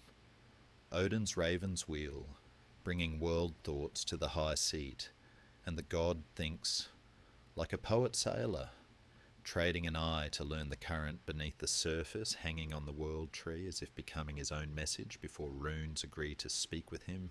Beside him, a thunderer with a farmer's hands tramps the sky path, protector not because he loves noise, but because he knows fences must stand. Thor's hammer returns like a well-trained habit, and the goats pulling his chariot look as domestic as any kept in a byre, only with a secret brightness around the horns. Freya, necklace shining like distilled mornings, knows grief and desire equally well. She claims half the battle fallen, and also the bedroom's honest power, and her chariot purrs softly with cats that understand velvet strategy. Her brother Freya is summer in a person, the green push of fields, and his boar is a ritual promise that the pantry will forgive winter again. Loki slides between roles as smoothly as a seal between wave and shadow. Sometimes he rescues, sometimes he unthreads, as if reminding the house that too much order grows brittle. Near the loom of all this stand 3 women, older than kings, Norns at their well, measuring the thread that runs through lives. They do not sneer, they simply keep time, and even gods respect the quiet firmness of their fingers. Variants drift like pollen from island to island, valley to valley. In one place, elves are gracious neighbours, in another anxious inspirations. In one story, a giantess calms the world with milk, in another, she becomes a winter task that must be outlasted. Skalds, smooth names into kennings, sea becomes whale road. Gold, Freya's tears, a king ring giver, and in their verses the gods wear local weather. Thor is a cliff's shoulder in storm country, a threshing floor's steady beat in barley land. A Velva's song differs by shore. Cider in one mouth is motherly divination.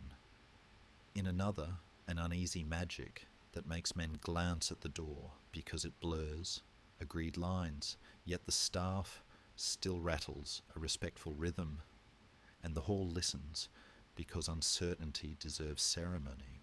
Christian seasons enter and the stories answer with a courtesy that is not surrender so much as translation.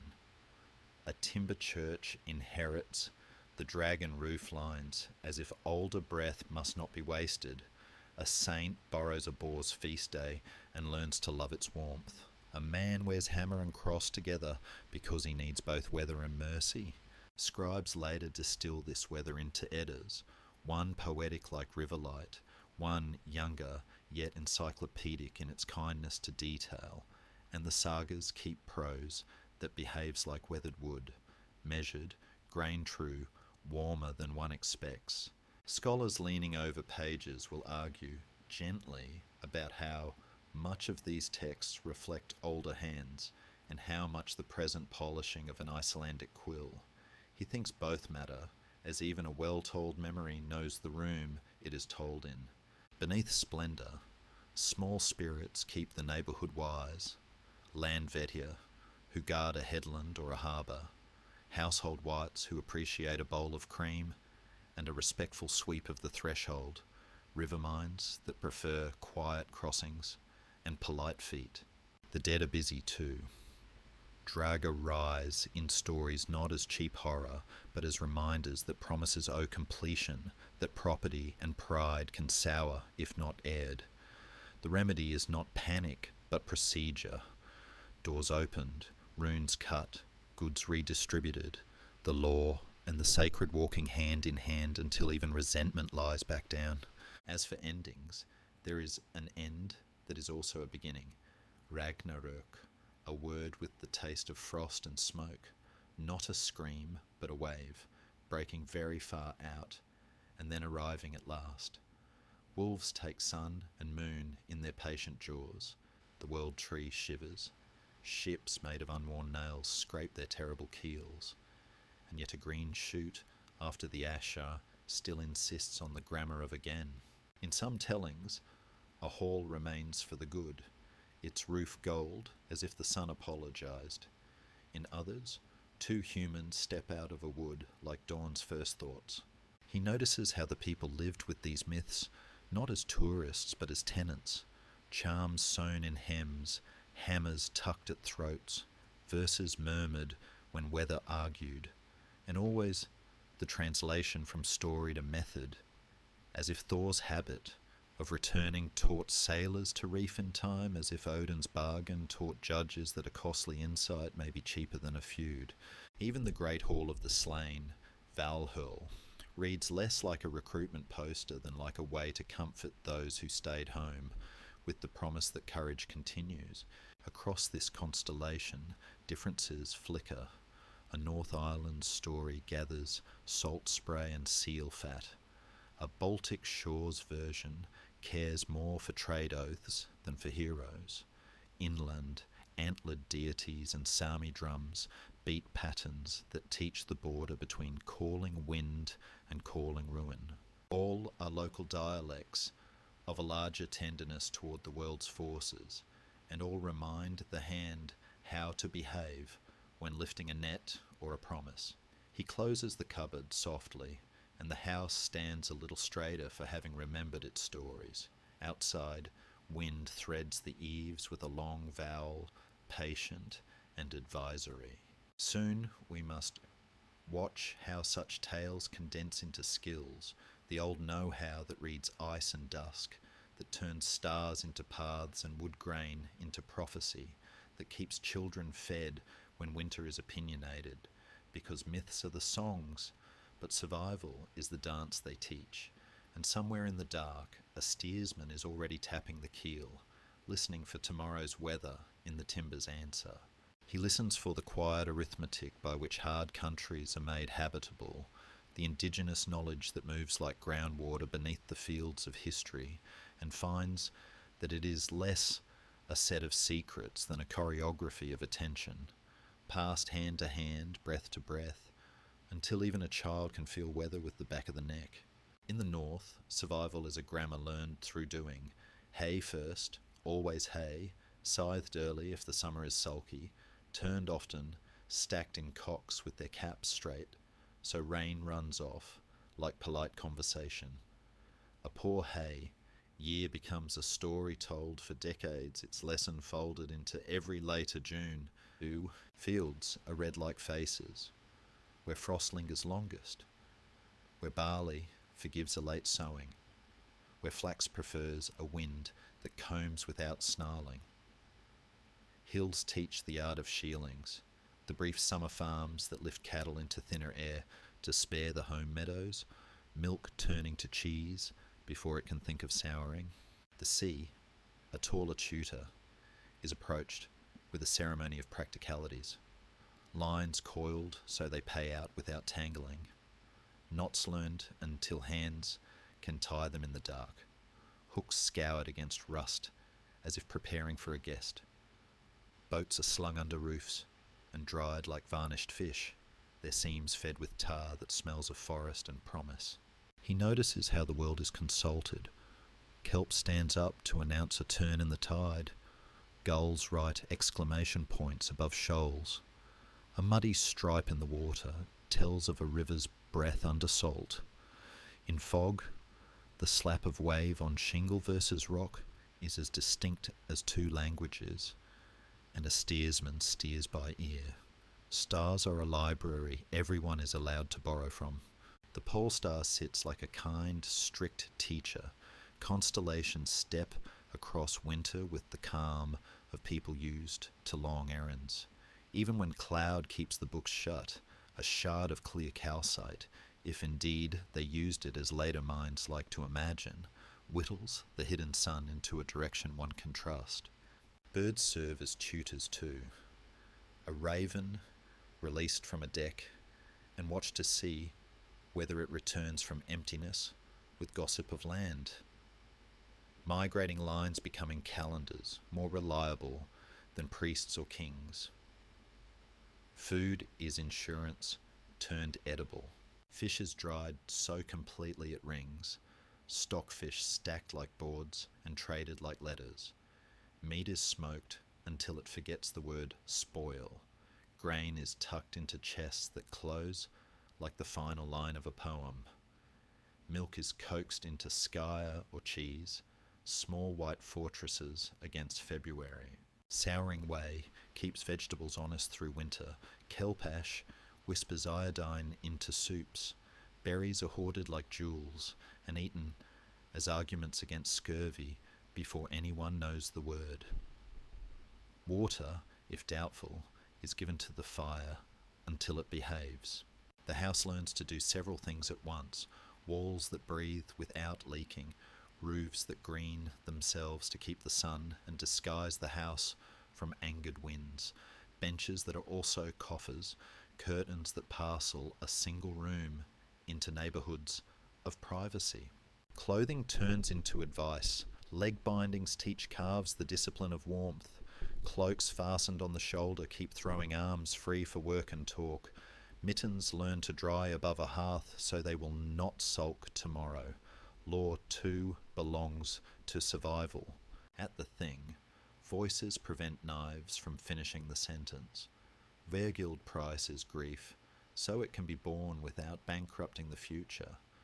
Boundaries of pasture and driftwood are agreed with solemnity because the wrong stick in the wrong hearth can light a feud that lasts longer than winter. He hears scholarly murmurs about how much of this knowledge was native, how much borrowed along trade routes that glimmered like strings of fish under starlight. The answer, he suspects, is that good sense has many parents and prefers adoption to pride. From the Sami, drums and reindeer craft, from Finnic neighbours, patience with bog and birch, from the British and Irish coasts, new ways to coax iron and to read rivers that forget themselves in tide. From the east, beehive wisdom and the apothecary of herbs that travel with stories attached. The sea teaches fairness, by hazard. Partnerships distribute risk, a cargo split among many owners, profits and losses logged by memory and stick. A wreck is mourned by arithmetic as well as by verse. A captain learns to reef early, to save men rather than face, to respect the god of fatigue who drowns the inattentive. Watches are divided by sand glass and song because rhythm keeps fear from becoming ruler. Children absorb all this by standing near it, a boy feeling for the comfortable weight of a hand mill's handle, learning to shift from right to left before the wrist complains. A girl listening to wool's whisper at the loom, knowing when the weft is sulked and needs a gentler shuttle, both memorizing the weather's moods as if the sky were kin that must be understood, not corrected. Even belief translates into technique. A hammer at the throat is not only a prayer for protection, but a reminder to fix what is loose before it becomes dangerous. A charm sewn into a seam reminds the seam itself to be faithful. Odin's bargain for runes reads like the price any craft demands. Effort up front so that knowledge will treat you as family later. He notes, smiling, that luck is often the name we give to preparation that refuses to boast. And when opportunities widen, when rumours of better pasture, softer winters, or markets humming with silver roll in like a long swell, the same survival arts stretch into strategy. Sound out the harbours first, winter with a friend before buying land from a stranger, bring seed and stories that have already kept people alive, and be ready to weave new methods into old without tearing the cloth. For nothing in this knowledge is brittle, its genius is supple, like a clinker-built hull that flexes and thus endures. Night leans nearer, listening as if it, too, wants to learn how bread keeps meaning through storms. And in that intimacy, he senses the next turn of the path, where the household's well-practiced wisdom steps across thresholds into other tongues and tempers, where the tide of the wider world comes up the fjord carrying foreign laws, new saints, silk that rustles like a different kind of weather, and challenges that will ask these arts not merely to survive, but to welcome, answer, and change without forgetting themselves. He watches the tide of the wider world lift against their doorsteps, first as rumour, then as routine, and sees how meetings at sea turn strangers into neighbours, neighbours into kin, and sometimes kin into histories that disagree about the first hello. Along the Frankish coasts, monasteries become both markets and mirrors, vellum eyes widening at the sight of dragon-proud strangers, wine and glass answering fur and iron, Latin letters learning to spell northern names with affectionate awkwardness.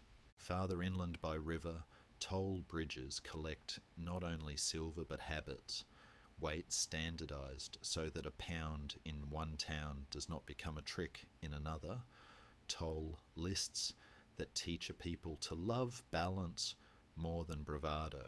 West across narrow seas, place names take on a northern grain, by, thorpe, thwaite, like driftwood, worked into a village fence.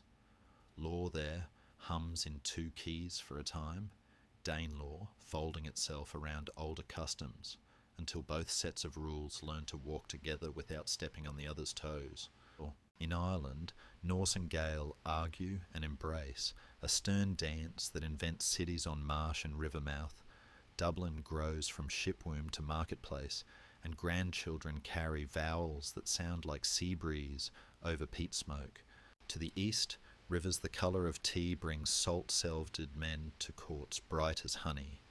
Beneath domes that collect sunlight, Varangian oaths are sworn in steady voices, and the gold paid for loyalty returns home as bracelets that chime when lifted from a chest.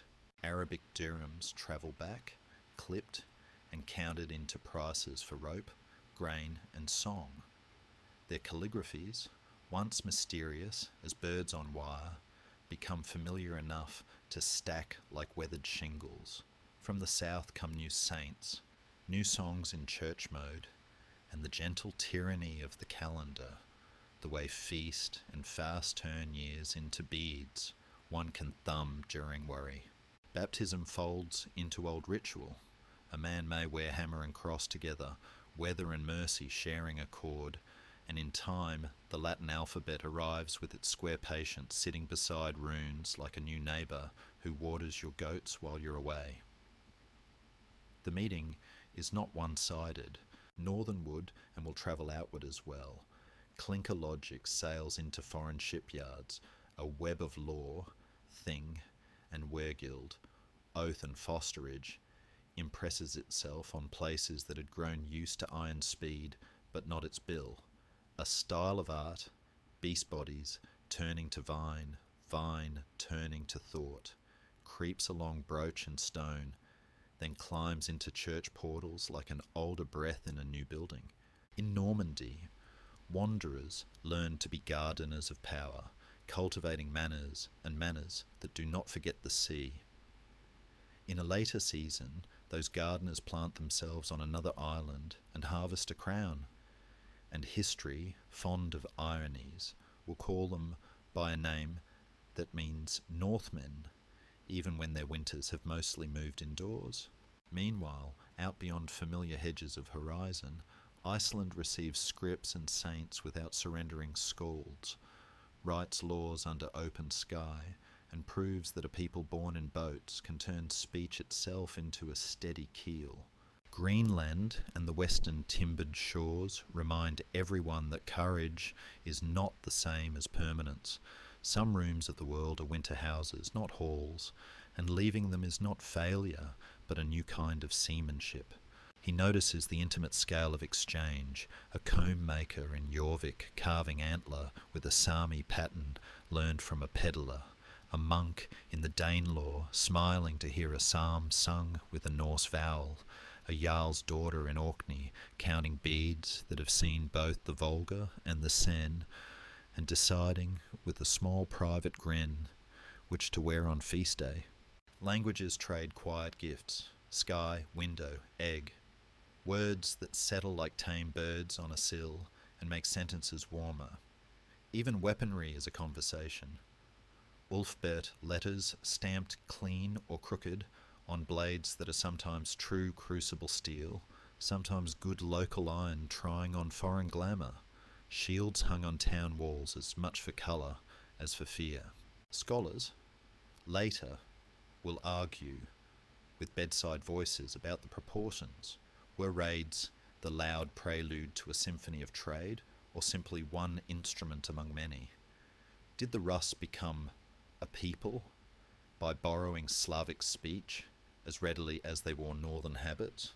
Or did the river shape them into something neither and both? He suspects identities behave like estuaries, fresh and salt braided, never quite separate, never quite the same for long. With the church's entry comes parchments, stories once kept in the ear-fine boards and bindings. Law remembers itself more exactly. Kings learn the pleasures of writ and seal. Yet the old runes do not fall silent overnight. They continue to scratch themselves into combs, blades and beams, a private alphabet for public lives, until even they decide to nap in the museum of time. In craft and roofline, the truce of beliefs becomes visible. Stave churches lifting their dragon-curved prayers where Hoff once stood, a treaty wrinkled into wood. Saints' days learning to share weeks with older feasts, so the pantry never forgets its double gratitude. Somewhere on a pier, a broker weighs hacksilver in a pan that has balanced more storms than swords. Somewhere on a hill, a priest blesses a ship, and an old woman knots a charm in the rigging, and neither feels obliged to apologise to the other. Somewhere at a court, a king counts ships and suns and decides to codify harbour dues so that next season's argument will be shorter than this one. The world has widened, and they widen with it, without quite losing the slopes and sounds that taught them to begin. When he closes his eyes, he hears the chorus the meetings have made. Gulls over York, and bells over Rouen, the soft clink of dirhams in a northern chest, the whisper of a psalm in a hall that still smells of tar, the crash of a keel on a beach where grapes grow. Ahead, the lights dim to a thoughtful glow. What remains when the journey's quiet? What gestures linger in our days like salt that never leaves the bread? And already, beyond the open door, a faint modern hum gathers. Museum glass and place names, winter festivals and loan words on our tongues, waiting for us to notice the quiet legacy that still keeps house in the present. He walks through the present as if through a museum without walls, and finds that the past keeps house in quiet ways, on street signs, in surnames, in rhythms of law and weather, in the way certain timbers still know how to meet. A river city in England wears its northern syllables like an old cloak, by, Thorpe, Thwaite, tacked onto maps that schoolchildren trace with sleepy fingers. On a misty headland in the Isles, an honest wind still pronounces Orkney and Shetland with the mouthfeel of oars. In Normandy, hedgerows murmur of a duchy born from a bargain. In Dublin, lanes remember a harbour that learned to be a city.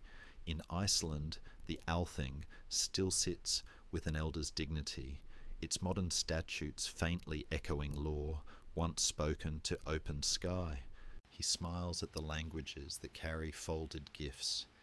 English keeps window, wind's eye, sky, egg, husband, fellow, take, call. The kind of words you use without thinking, which is exactly how legacy likes to work. The days whisper their old dedications under the hum of calendars.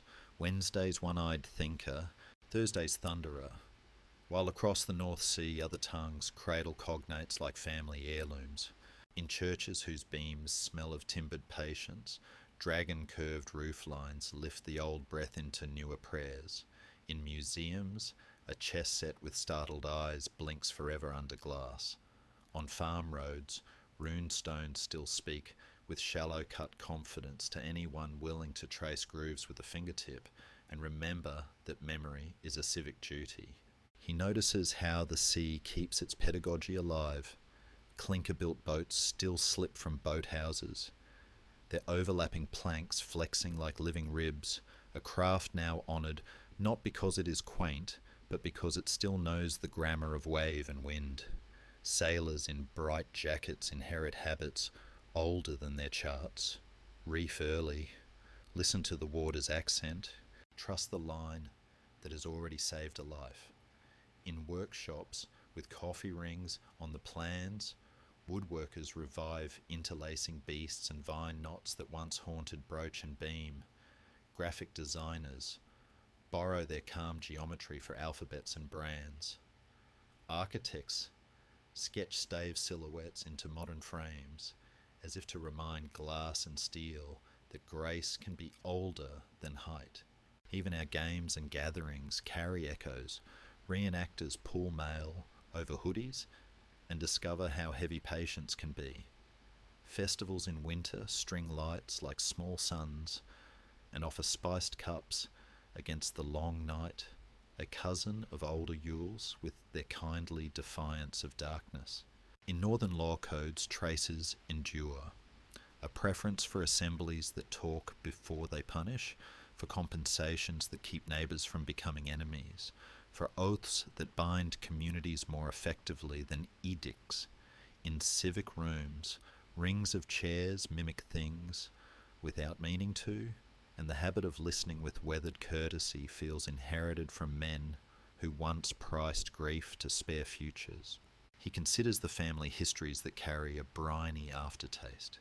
DNA studies tell indistinct stories in pale blues and greys, threads of kin weaving back and forth across the North Atlantic like roots on an old chart. Never the whole saga, just enough to make a surname tilt its head. Meanwhile, the little economies of ports still hum with cousins of older trades, stockfish shipped with modern paperwork and barcodes, tar replaced by synthetics that behave like good promises, wool walking catwalks under other names, but keeping the same obedience to weather. On football kits and school crests, dragon heads grin in friendly ways. A hammer pendant shares a chain with a cross in shop windows, as if the old truce never ended. Atop bars named for ravens and longships, conversations about weather, luck, and law proceed with the same tolerant irony that once filled smoky halls. He lingers in places where water meets archive. In York's Jorvik galleries, a child leans over a reconstruction and learns that history has a smell: tar, leather, onions sautéed against a stubborn winter. In Roskilde, hulls asleep in dim hangars stretch their long black ribs toward skylight and remind visitors that ambition, when well made, looks like humility. On Swedish roadsides, grey stones keep spelling love and loss into the present, urging passers-by to square their shoulders for the work of remembering. In Reykjavik bookshops, sagas share shelves with paperbacks, and a traveller catches himself reading those measured sentences in the cadence of surf. Not all inheritances are handsome. He weighs, without scolding, the romantic longships pasted into advertisements, the loud helmets with horns that never were, the casual bravado that mistakes stubbornness for courage. He notes the way a word like Viking swallows variety and spits out a costume. Yet, even against the noise, the quieter legacy persists. Attention as a craft, care for edges, coastlines, compromises, the seams between households and strangers, where life is negotiated rather than won, a refusal to panic in bad weather, the willingness to travel, learn and bring knowledge home without setting fire to what was already working if you walk the right streets at dusk. York stones damp after rain, Bergen's wharf painted like a row of polite flags, a Pharaoh's village balanced between cliff and kindness. You can hear the old metronome still, oar, breath, not conquest, but a conversation with distance. And at home, wherever that is now, the legacy continues in small, decent gestures, a door lintel touched from habit, tools put away with a competent tenderness, a promise kept because the ring of one's word still matters. The unseen listener blows the dust from a present-day timetable and smiles to see that ferries, courts, workshops and libraries keep the old tide turning in new vessels. Ahead, he knows, our lamp must fall upon arguments, 5 debates that scholars tend with the same patient heat a smith gives iron, because the living gift of this heritage is not certainty but curiosity. And somewhere beyond the glow, a raven wheels once, as if to signal that the questions are ready to land. He gathers 5 questions that scholars warm like their hands over a winter lamp, debates that do not shout but breathe, their edges softened by care. And in that glow, the past looks less like a verdict and more like a conversation that invites us to sit down. First, what set the long prows moving? Some argue for hunger and headcount, narrow meadows, rising populations, inheritance customs that left younger sons staring at the sea, others for pull rather than push, the glitter of silver from far markets, the scent of goods that could turn a hard valley into a softer year. Still others point to technology, the clinker-built hull and the square sail that made distance negotiable, or to politics, with rising kings and bishops tightening old freedoms until the unruled water seemed kind. Climate slyly enters the room. A modest warm spell, tree rings and ice cores suggest, may have sweetened summers just enough to lend courage to marginal farms and newer harbours. Each camp has evidence: pollen in peat, ship burials, coin hoards, terse annals, the saga's late music. And perhaps the answer is not a single cause, but a rhyme of causes, a chorus in which no voice is solo for long. Second, how far did Westering feet truly go? And what did they intend? Iceland and Greenland are firm underfoot, timelines braced by woods and bones. Beyond, timbered shores nicknamed Vinland glimmer at the edge of scholarship. A site on a northern Newfoundland point breathes with ironworking and Norse carpentry. Sagas speak of grapes, winter skirmishes, ships hurriedly hauled. Did these become settlements with futures, or only seasonal visits, careful toe prints at a threshold the ocean kept insisting upon? A lone coin found inland elsewhere may have travelled by native exchange far beyond the footprints that dropped it. Wood, with European tool marks, hints at repeat touch, yet permanence withdraws like a shy animal.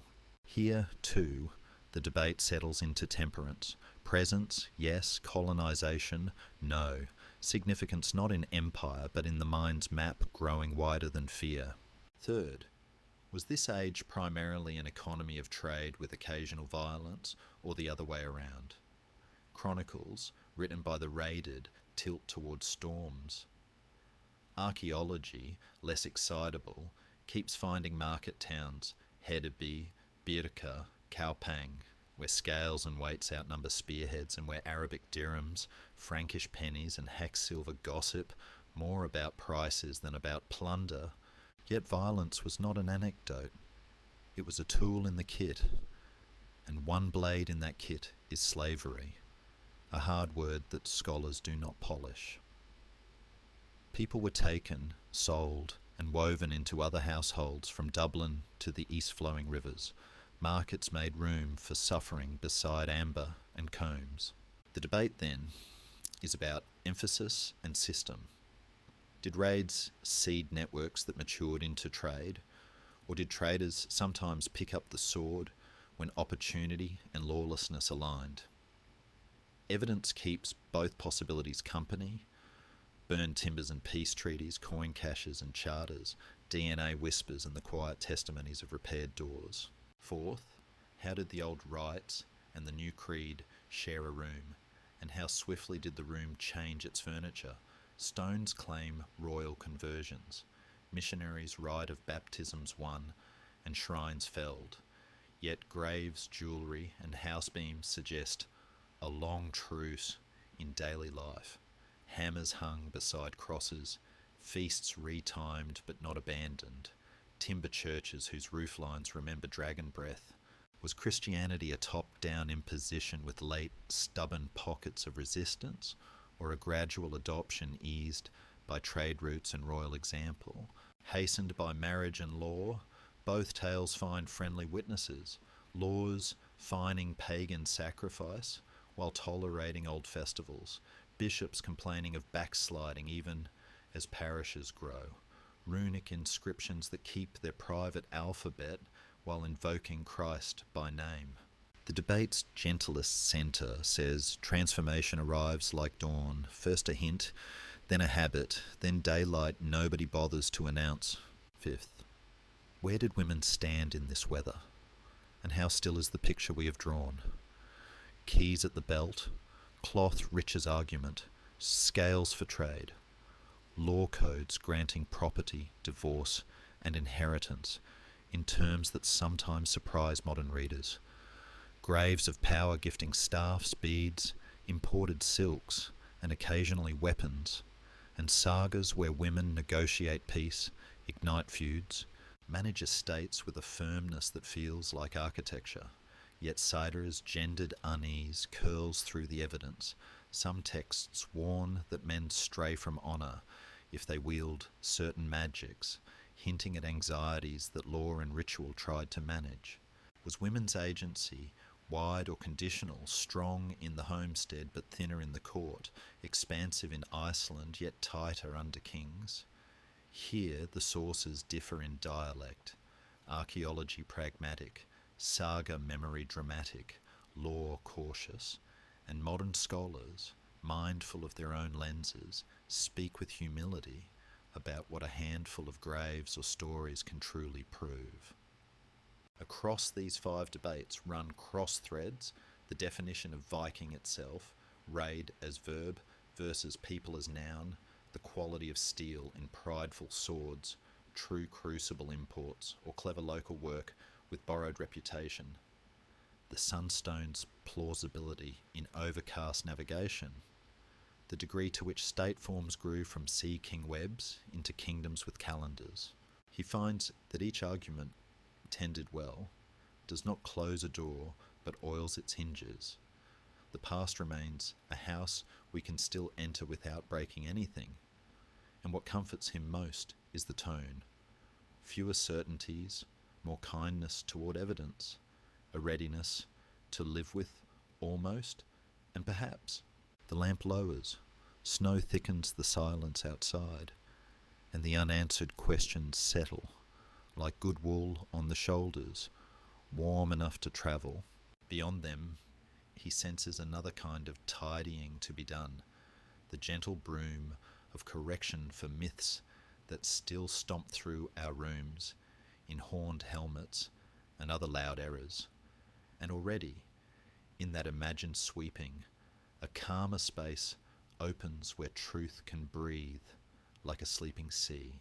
He takes down a soft broom for the room of errors, the myths that stomp in with muddy boots, and sweeps without scolding because correction can be a lullaby if sung with care.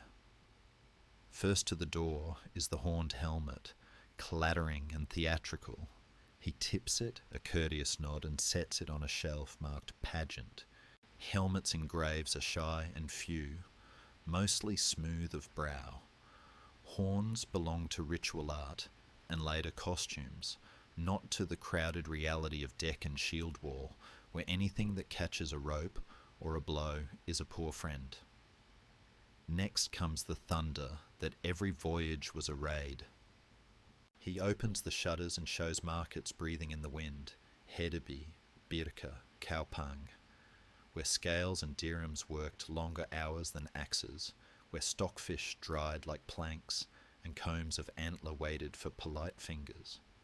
Men and women traded, settled, married, borrowed words and neighbours. Violence lived here. Yes, but not as the only language. Nearby, a misconception in rough boots mutters that these were dirty folk. He smiles and points to combs worn smooth by daily hands, to tweezers, ear spoons, soapstone pots, baths steamed when business needed dignity. Cleanliness was not luxury, but courtesy in close quarters. Another loud guest shouts that women were merely shadows in the hall. He answers by jangling keys at belts, by lifting scales from graves, by naming rights in law that allowed property, divorce, and the running of farms, while ships were away. He does not make queens of everyone, only refuses to make ghosts. A rumour coughs that pagans and Christians stood on either side of a wall.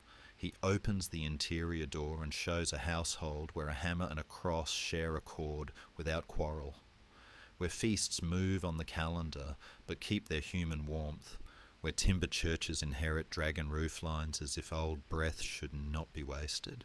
A braggart boasts that navigation was luck plus arrogance. He lays out the sober instruments of attention, sun shadow boards, the library of stars, winds tasted like grammar on the tongue, the tuned ear in fog, and perhaps a crystal that could coax a shy sun to show direction in cloud. Another guest asks for huge ships bursting with hundreds. He answers, with hulls made for purpose, sleek war boats with crews who could all be named by their neighbours, broad-bellied nars that carried cargo more often than quarrel. A whisper suggests berserkers everywhere, frothing like crooked myths. He offers instead the normal distribution of human temper, some fierce, some careful, many simply competent, kept in order by law that preferred fines to feuds and assemblies that bent pride into coexistence. Then comes the image of the eternal drunkard, an endless feast of noise. He sets down a measure. Ale and mead belonged to hospitality and status, but halls kept manners, and a skald's tongue could both praise and correct. Overindulgence was as unfashionable then as now, when winter had to be survived by planning. Another favourite clangs in. The Blood Eagle, dripping its theatrical excess across later retellings. He lays beside it the cool hands of cautious scholars, and the plain speech of early sources, which leave the matter in a mist where poetry likes to posture and evidence frowns. Tattoos line up for inspection with the confidence of modern art.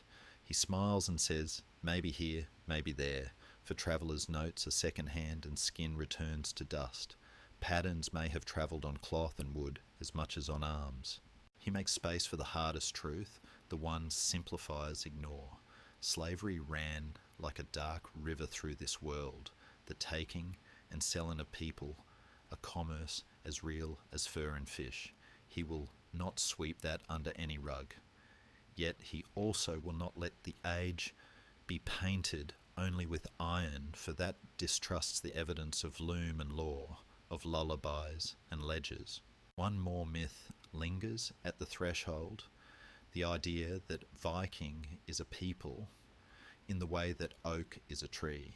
He sets a lantern beside the word and reveals it as a verb that grew a costume, to go a Viking, to venture out, a seasonal role inside broader identities of Dane, Norse, Swede, Icelander, farmer, trader, foster brother, law speaker. Finally, the helmet with horns looks down at him as if asking to be forgiven. He chuckles and promises it a place in parades where children's eyes need a bright hook, reminding it gently that real courage was plainer, a straight seam, a steady keel, a fair price, a promise kept. He steps back and the room looks cleaner, air moving easily through the corrected shapes. The longhouse in the mind grows quieter when loud errors leave, and what remains is textured, attention rather than spectacle, compromise rather than constant clash, a people negotiating hard geographies with patience and craft. Outside night leans its tall shoulder against the eaves, and distant water repeats its measured consonants. In that hush, he feels the next door ease open, the one that leads into theatres and book spines, game screens and album covers, where the old silhouettes have wandered into popular memory and changed their clothes. And somewhere beyond, a painted dragon prow smiles under studio lights, while a real hull sleeps in a museum, black as tide, and still teaching anyone who will listen. He steps into the soft-lit hall of modern memory where old silhouettes try on new clothes and sees how the Sea Road people have wandered into films, novels, comics, songs, stadiums and screens, their shadows lengthening and changing colour as they pass under different lamps. In one corner, opera raises a glittering storm, helmets that sprout horns for spectacle rather than sense, while the orchestra tells a thunderer's tale in great rolling waves. Inaccuracies aside, the music still remembers a horizon and teaches ache to sound like wind. Nearby, a black and white hero grips a mast in a studio ocean, cheekbones against cardboard sky, and the set's painted fjord convinces because the eyes of the extras carry the seriousness of work. Decades turn. Televisions learns to whisper as well as roar, and long series follow families whose fates braid with churches and ships, giving faces to annals and patience to battles. Elsewhere, another saga follows an outlawed prince through fields of wheat and ash, drawing its steel only when talk runs out, the camera lingering on small bread and salt gestures as much as on iron. In a quiet glass case of the same hall, children meet a dragon who is more friend than fire and learn that courage can be conversational. The boats are playful, the villages tidy, but the gentleness has an honest mouthfeel, like milk warmed before sleep. Down another aisle, a game lays a map across a table of winter and lets players listen to wind in digital grass while they choose whether to sing with the church or the hall. The quests, for all their thunder, keep pausing to admire a horizon or a carved door. Comic books hang on a nearby line like laundry in bright weather. A red-cloaked god strides between skyscrapers carrying the perfume of myth into a century of glass, his hammer more metaphor than metallurgy. Yet somewhere under the ink, the old stories smile at being remembered at all. On shelves, novels hum, some dressed in research so faithful you can smell tar and peat between the pages, others wearing the glamour of legend, asking what it means to be kin to wind and oath. In each, he hears two recurring notes, attention to craft and the price of pride, played in keys as different as lullaby and march. Out in the brighter foyer, a football team takes the field beneath a horned logo that history might quibble with, but folklore forgives. The name on the jerseys opens a door in the mind to winter discipline, to shoulders that know how to lean. Metal bands flood dim venues with arpeggios that feel like cliff faces, their lyrics an alloy of ravens, runes, and the ache of distance. Meanwhile, folk singers stitch old meters to modern chords, and a hall full of listeners can almost taste smoke and salt as a refrain remembers the whale road. In makers' studios, jewelers twist silver into knotwork that curls like a patient river. Tattooists trace ships and staves that travel with the skin into ordinary mornings of buses and emails, turning sleeves into portable museum aisles. Graphic designers borrow the clear geometry of interlace to teach logos how to breathe. Museums curate gentleness, galleries where hulls sleep under skylight, ribs black as tide and tender as whales. Rooms where a chess set, startled from Hebridean sand, keeps acting surprised beneath glass. Reconstructions where children smell onions and tar and understand that history has a kitchen. Reenactors pour care into seams and soup, setting up tents along modern rivers so that passers-by can taste a spoonful of stew and hear a scald explain a broach.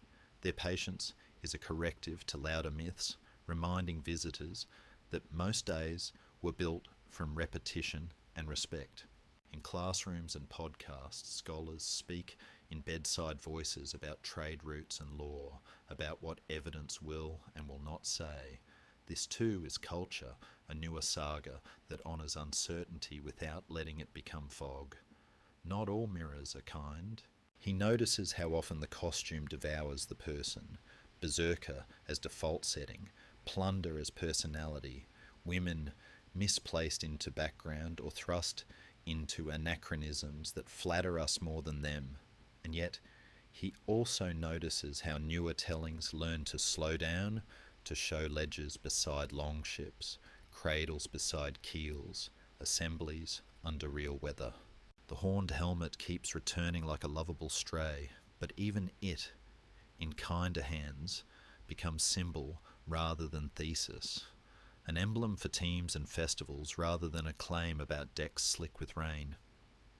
He smiles to see how frequently the best versions make room for silence, a father teaching a rivet's light touch, a woman's hand weighing wool, a lawman standing in drizzle until tempers fold. Popular memory, when it breathes, keeps the right pace. Beyond the noisy displays, quieter legacies go about their day, the words we use. Window, sky, egg, husband, move invisibly through sentences. Winter festivals still hang small suns against early dark. Assemblies of chairs in circles look suspiciously like things, especially when the agenda begins with listening. He understands that culture is a harbour with many moorings. Some ships come in dressed for parade, some for work, some for study. None is the whole fleet, but together they keep the waterfront lively. And for the sleepy traveller passing through, someone in a bed far from any fjord, the benefit is not accuracy alone, but companionship. A sense that even in a world of screens, hands still know what to do, promises matter, and horizons can be approached without haste. The unseen listener lets the lights dim and hears, past the applause of the present, the older metronome continuing, or breath, steady as a heart that has learned to love effort. Out beyond the marquee and the museum steps, the tide turns with its dependable sentence, inviting one last room to be entered. Not a gallery this time, but a kitchen table, where the lessons that have survived long weather are set down like bread and salt, and where, before the night closes, we may gather the soft teachings this heritage still offers to any household that hopes to be brave without noise. He sets the last lamp on the table and lets the room of lessons unfold like a loaf broken for many hands, because what travels best across centuries is not spectacle, but the quiet grammar of how to live, how to meet distance and weather, how to keep company with strangers and with oneself. First comes the practice of attention, the way a steersman reads fog by ear, a weaver reads cloth by fingertip, a judge reads anger by the angle of a man's jaw before words go wrong. In a bright, impatient century, this becomes a gentle rebellion. Arrive slowly, notice thoroughly. Let the world tell you who it is before you tell the world what you need. Then comes the art of edges, those narrow meadows and long sea roads taught a people to love boundaries as places of conversation, not walls. Coastlines, markets, assembly rings, door frames, all were thresholds where bargaining replaced boasting, where gifts and oaths braided risk into relationship. Today, at our own edges, between work and home, screen and sleep, us and them, we might keep the same temper, meeting the unfamiliar as if it were weather to be understood and shared rather than conquered. There is also the discipline of repair, rivets set so the plank won't sulk, seams tarred before storm, feuds priced before they set the roof on fire. In modern rooms, this translates to mending early, a friendship frayed, a plan with a crack, a city's quiet inequities that need hands before they turn to winter. The law's soft courage survives too. Talk first, pay fair, leave enough future for neighbours. And beneath it all hums the economy of enough, stockfish stacked for February, hay turned under a sulky sun, wool saved, silver weighed without worship, The lesson isn't austerity, it is companionship with limits, the knowledge that a good pantry and a good promise are forms of kindness that carry more safely than swagger. Hospitality walks in next, smelling of stew and lamp oil, the old insistence that a door opens even when stores are thin. We can keep that ritual with time and listening, a chair for the tired, a pause for the frantic, a table where stories eat alongside us and leave the room warmer than they found it. And there is the bravery of learning, which sailed east to domes of honeyed light and west to timbered rumour, which tried on alphabets and let myths translate themselves without losing their pulse.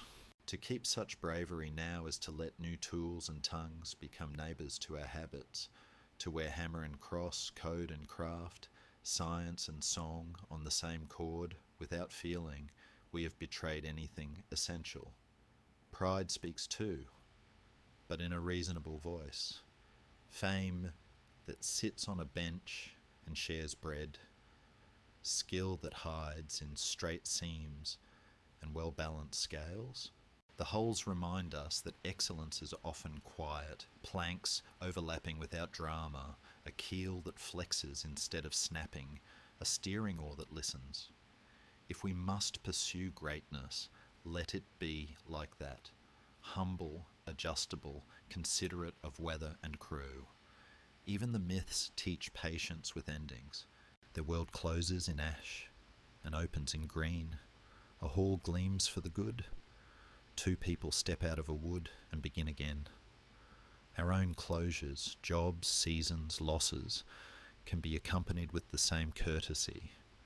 Our beginnings with the same refusal to panic.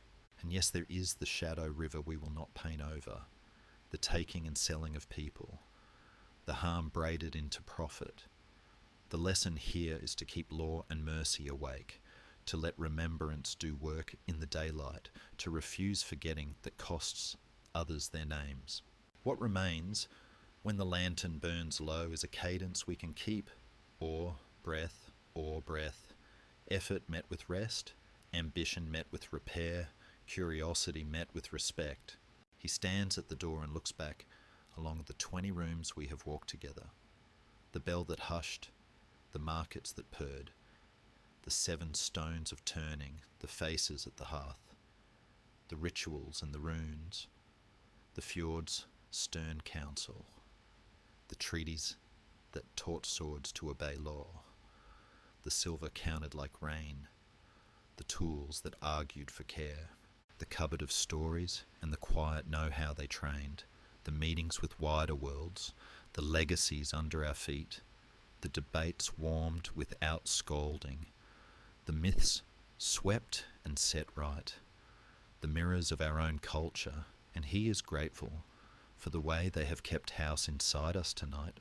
Outside, tide smooths the pebbles with a patient palm. Above, a thin north light braids with darkness and promises another morning.